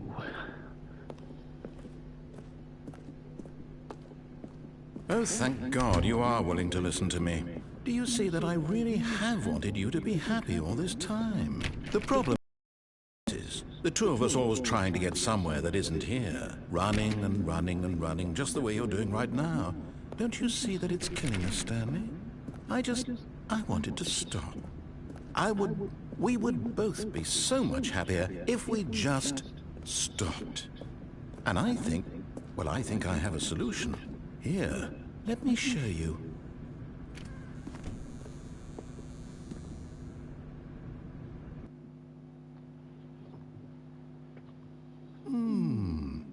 What do we want? What are we looking for? Here. Yes. Oh, it's beautiful, isn't it? If we just stay right here, right in this moment with this place, Stanley, I think I feel happy. I actually feel happy.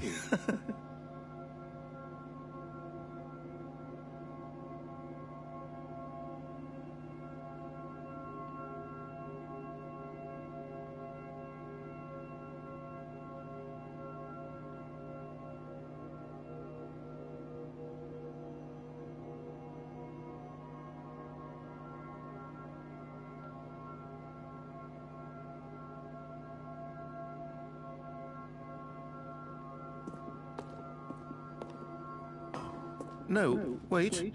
Where are you going?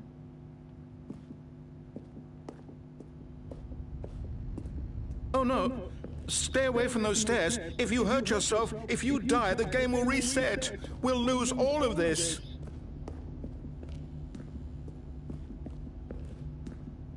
Please, no, Stanley, let me stay here. Don't take this from me. Please, Stanley, think about what you're doing.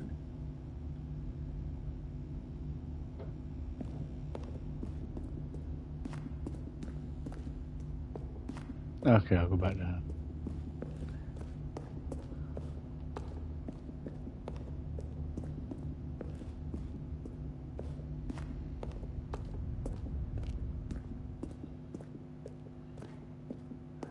Good, good. We can't be too safe. Promise me you won't go back there. Hmm? Psych! Just stay. Running back! No! What do we talk about? You're risking everything we achieved here. I'm only joking with you, Mr. Narrator. Are you... You are going to stay here, aren't you?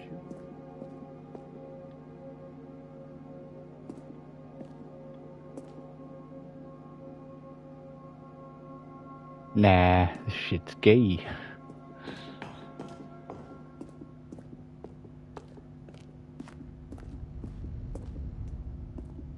You heard me before, didn't you? You will die! What about this isn't getting through to you?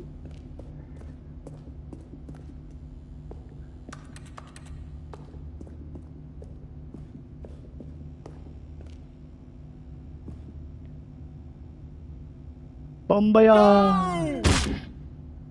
Oh, Aw, thank God. You lived. You had me worried there for a moment. let's try again. No, what are you doing, Stanley? Please, I'm asking you not to take this away from me. I can't go back to what I was before. If you die, we'll both go back. Why are you doing this? Burn me out! Stanley, let's go back to the other room. Can you do that for me?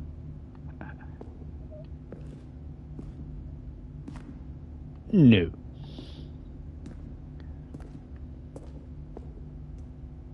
My God, is this really how much you dislike my game? Did you throw yourself from this platform over and over to be rid of it? You were literally willing to kill yourself to keep me from being happy. Am I reading the situation correctly? This is gonna do it. No! Or maybe you're just getting a kick out of it. I don't know anymore. I just wanted us to get along. But I guess that you actually want to stay alive. Or are you just teasing me?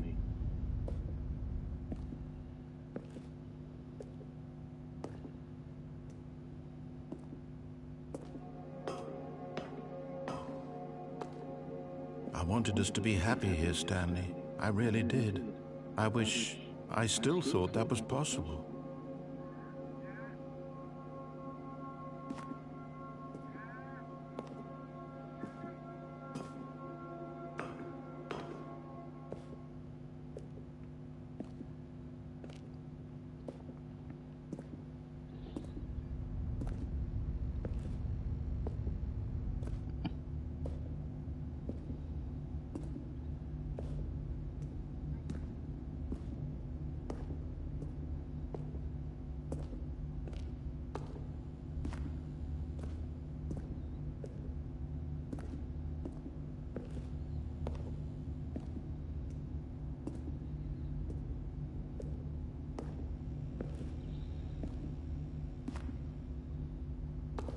Is it over?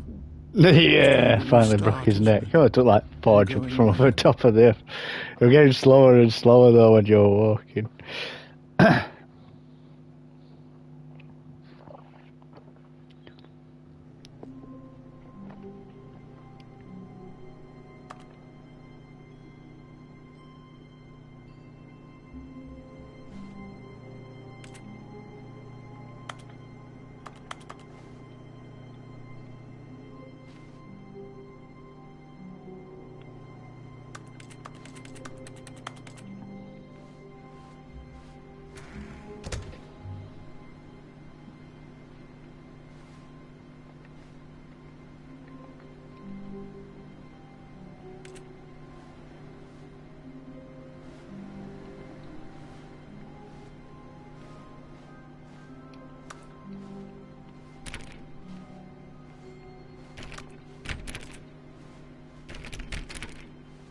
Stanley, I'm sorry, but I have to put a pause on things. It's those figurines, those figures.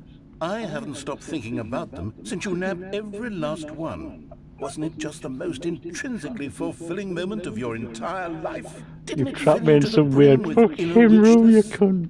Yes, I know we're supposed to be telling a story, but won't you please indulge me with one more trip back to the memory zone? I would love nothing more than to revisit the figurines. Just one more time. The memory zone. This place again. Oh, it's this place with skip button. One here and end up at end of time.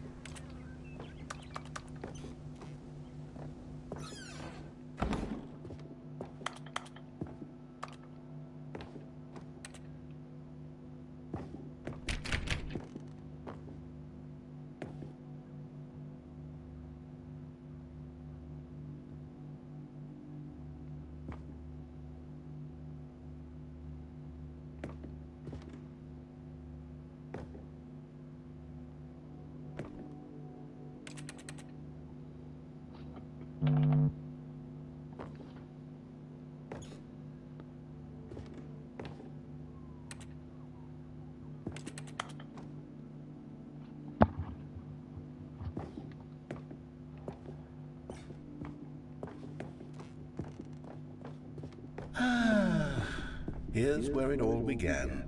The first collectible. Back then, we had no idea of how many of them we'd find. Sure, it said 6 right there on the screen, but how could we know for certain? We were so innocent.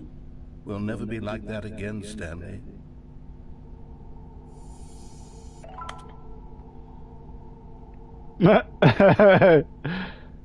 So 706.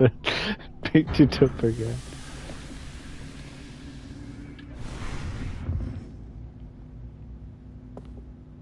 And here was the second Stanley.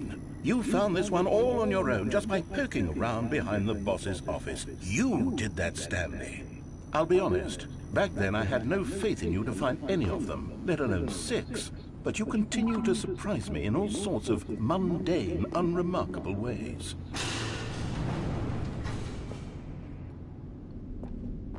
Okay, let's do a little quiz. Which of these rooms was the room you found your third mini Stan? Can you remember? Boss's bathroom for me. And then I found one understairs a bit after. Hey, that's exactly right. It was here in the boss's bathroom. It was the third one. You picked it up, and then after that, you had 3 of them. I'm glad these moments are so crystal clear in your memory, but I shouldn't be surprised. After all, science tells us that it's impossible to forget your third time doing anything. Let's see, what came next?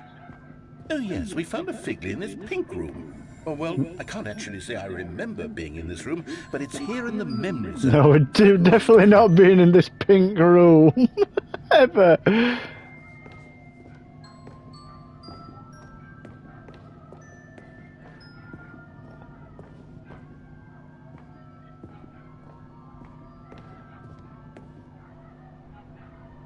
This was the 5th mini Stan, and this one was really something special. It was in the warehouse. I remember it so clearly. In fact, because this one is particularly special to me, I made a little video to commemorate the occasion. Enjoy. How you found it? By the narrator. Put a montage video out of for the collectible. Oh, it's Game's fault. It's Mini Stan 5.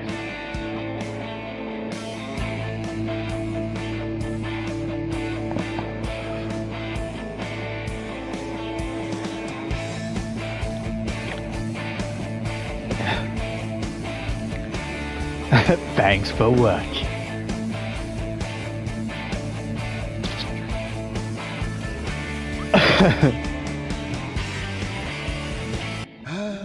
Takes you back, doesn't it? I spent a lot of time making that video, but it was 8 minutes I wouldn't have spent on anything else.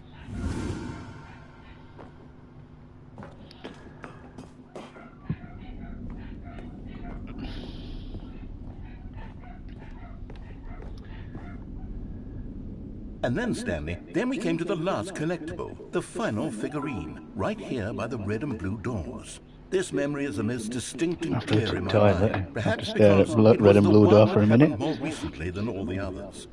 Who can truly say how the mind works? All I know is that this is the moment where you picked up a Figley and I thought to myself, yes, that's all of them. They're all collected. It was a moment unlike any other. Except for the other moments picking up figurines, which it was exactly like.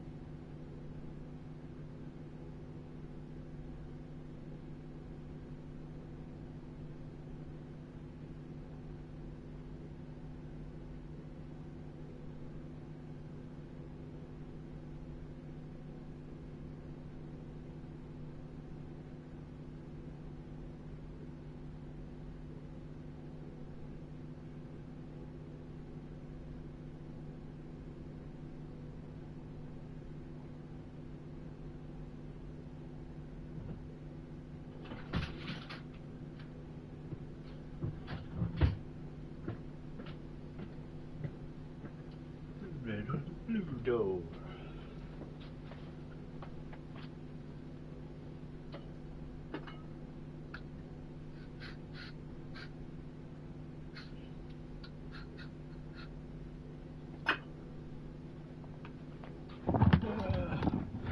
Right, I'll go for the blue door.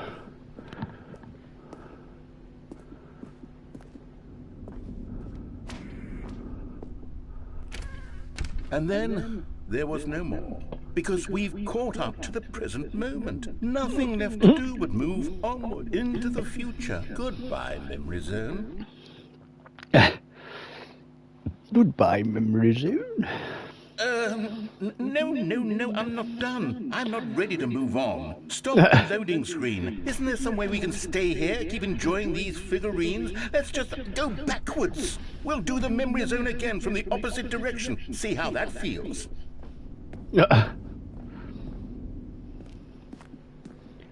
Okay, yes, the room with the red and blue doors. I remember this.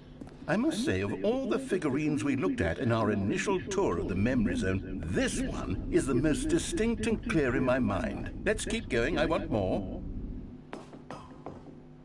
And here's where I made that video. Don't you remember the video we watched? No, Speedy Proof video. Yes, I love that video.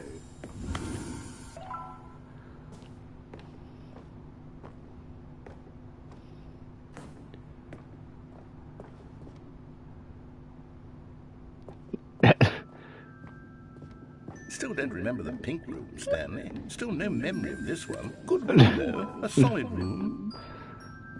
Because you made this one up. We never found that one. That one that was supposed to be under the stairs.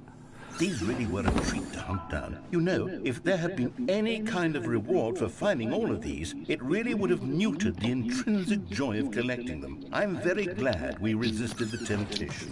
Next one.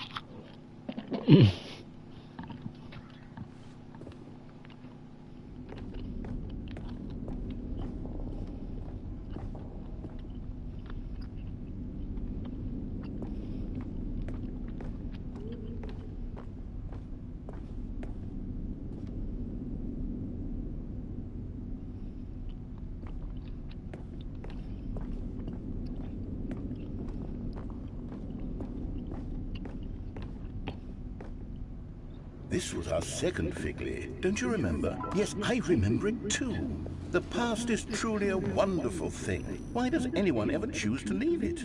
Keep going. This is it. The very first one we found in the exhibit where I introduced you to the figurines. Oh, I want more memories, Stanley. I want to keep going. What else is there? What came before this? Can you find them all?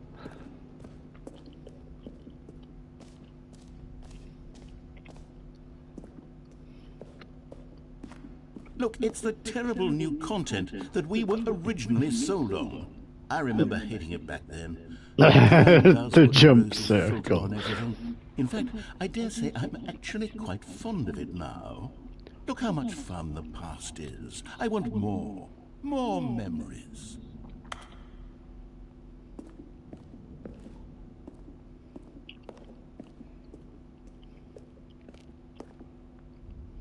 Oh, yes, the two doors. Who could have forgotten that? A classic memory, this one.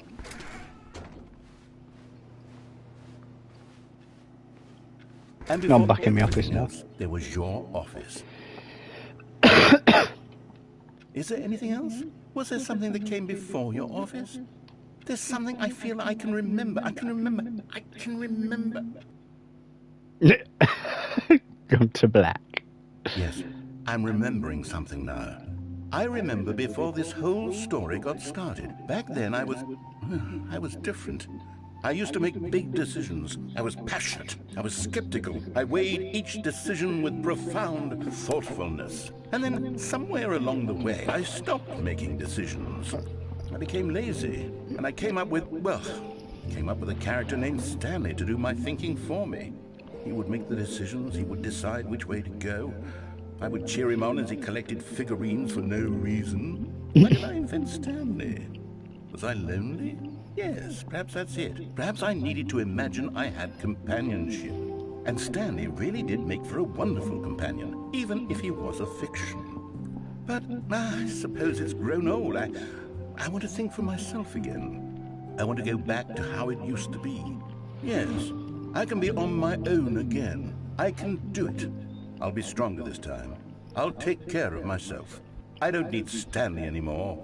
Oh, but he truly was so much fun to play with. You know what? Since we're in the memory zone, how about one more good memory? Let's go back just once and give Stanley one more run of the office, and then I'll retire him for good. I did enjoy telling his story so very much. Okay, here we go. This is the story of a man named Stanley.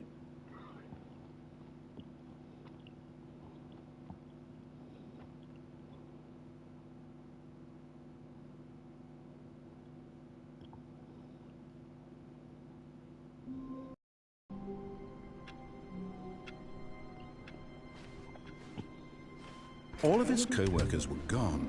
What could it mean?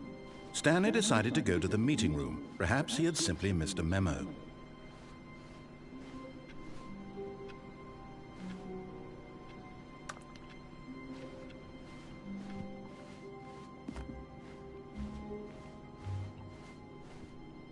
When Stanley came to a set of 2 open doors, he entered the door on his left.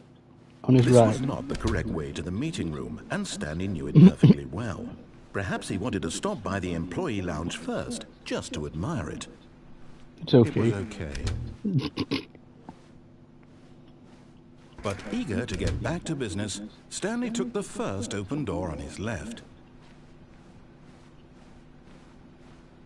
Stanley was so bad at following directions, it's incredible he wasn't fired years ago. Look, Stanley, I think perhaps we've gotten off on the wrong foot here. I'm not your enemy, really, I'm not. I realize that investing your trust in someone else can be difficult, but the fact is that the story has been about nothing but you all this time. There's someone you've been neglecting, Stanley. Someone you've forgotten about. What? Really?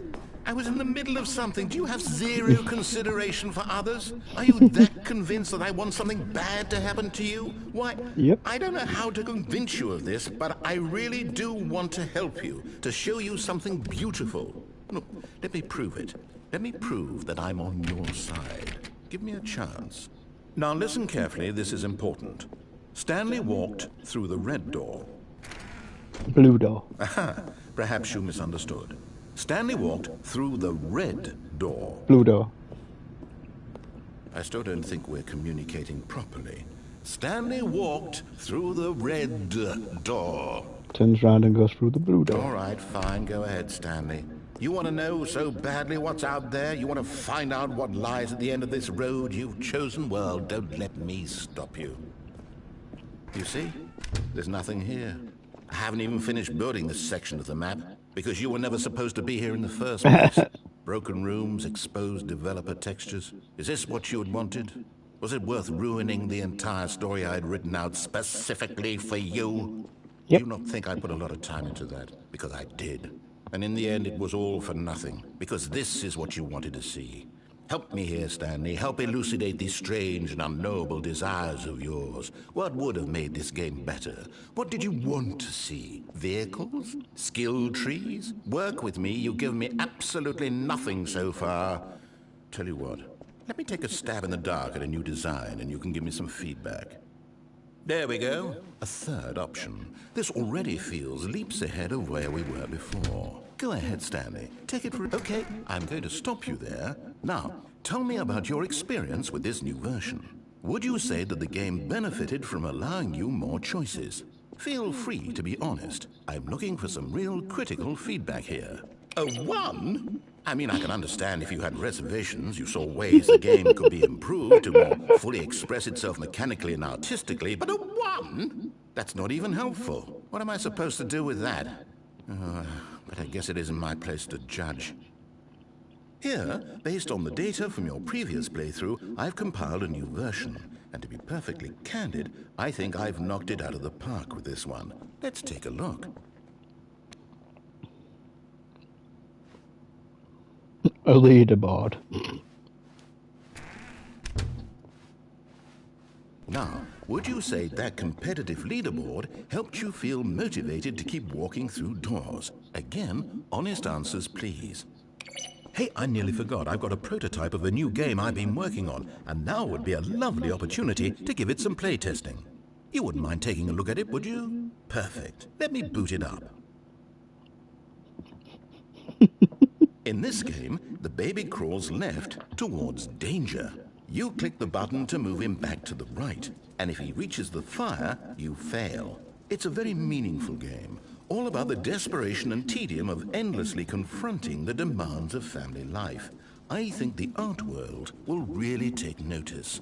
But of course, the message of the game only becomes clear once you've been playing it for about 4 hours. So why don't you give it 4 hours of play to make sure it's effective? Be sure to keep notes on your experience.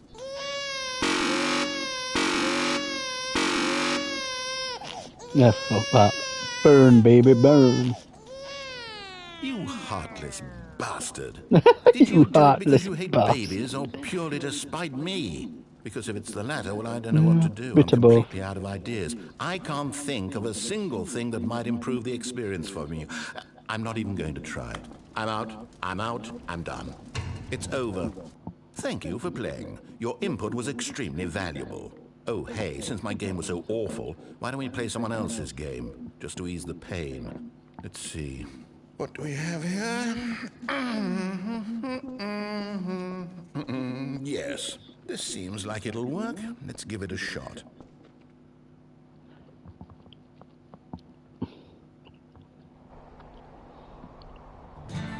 Aha! Fascinating. What do you think this game is about, Stanley? What's our backstory? What is our motivation?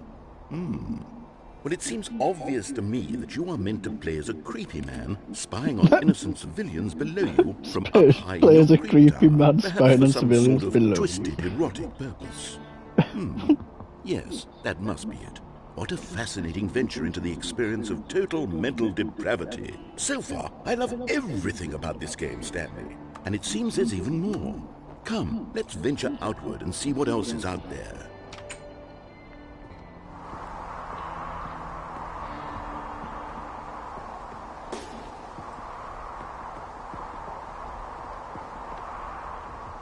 Oh, no. No, it can't be.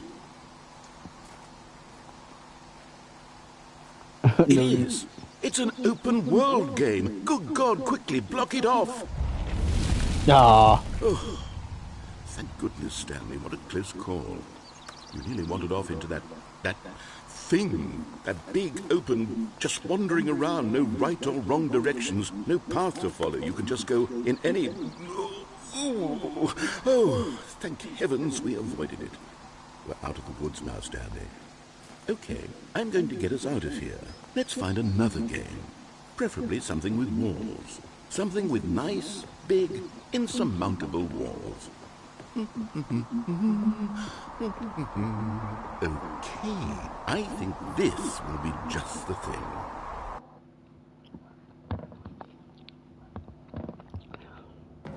Oh, Wonderful. Rocket League. See, this is exactly what I had in mind. Just a nice big box for you to run around in. There isn't any possibility that you could get lost here. Now this is game design. Stanley, if you manage to get lost in this game, I will be phenomenally impressed.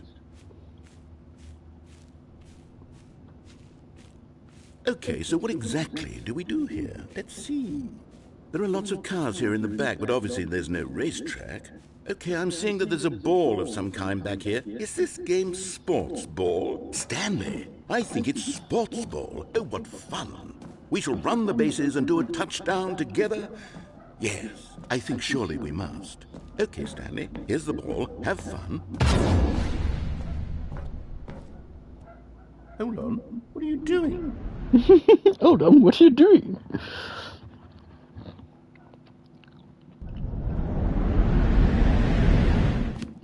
Stanley, don't do that. I can't follow you there. I can't help you. How will you write a story without me? You can't do it. You know that. Stanley, come back.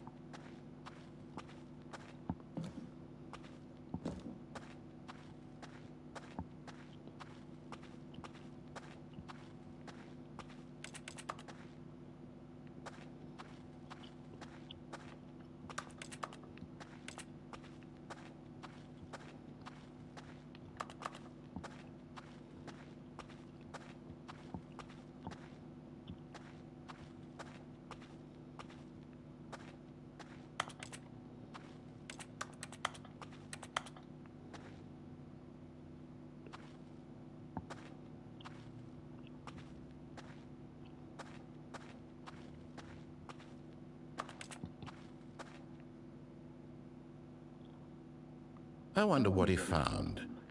If what he wanted was to be the leading man in his own story, well, perhaps he's gotten it. Down in wherever he is right now. I wonder if he's happy with his choice, and if he's learned the heavy cost that comes with it. He'll understand soon what I was trying to tell him. He needs me. Someone who will wrap everything up at the end, to make sense out of the chaos and the fear and the confusion. That's who I am. That is what I mean to this world. Oh, yes. Yes, I'll be back. There's no other way. Once this ends, after it all comes to a close, then I'll be back. The end will be here soon. Very soon. I can wait.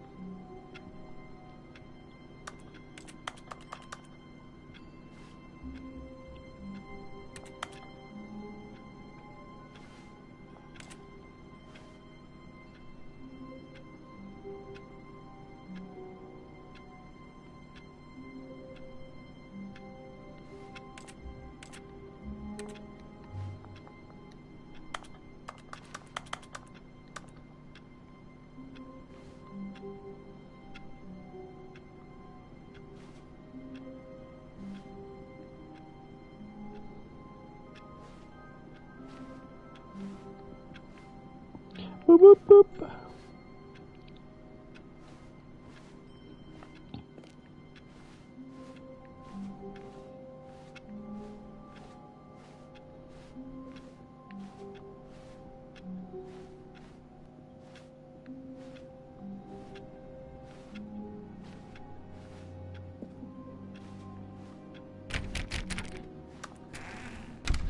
But Stanley simply couldn't handle the pressure.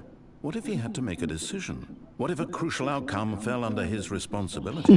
He had never been trained for that. No. This couldn't go any way except badly. The thing to do now, Stanley thought to himself, is to wait. Nothing will hurt me. Nothing will break me. In here I can be happy forever. I will be happy. Stanley waited. Hours passed, then days. Had years gone by? He no longer had the ability to tell. But the one thing he knew for sure, beyond any doubt, was that if he waited long enough, the answers would come. Eventually, someday, they would arrive. Soon, very soon now, this will end. He will be spoken to. He will be told what to do. Now it's just a little bit closer. Now it's even closer. Here it comes.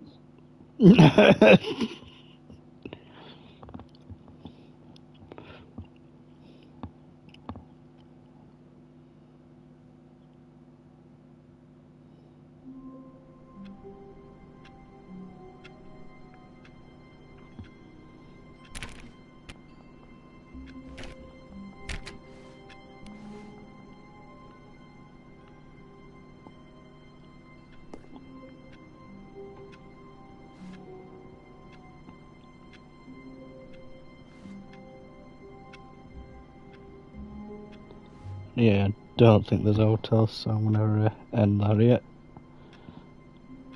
Oh, if there's hotel, I can't seem to find it. I keep winning the same loops now.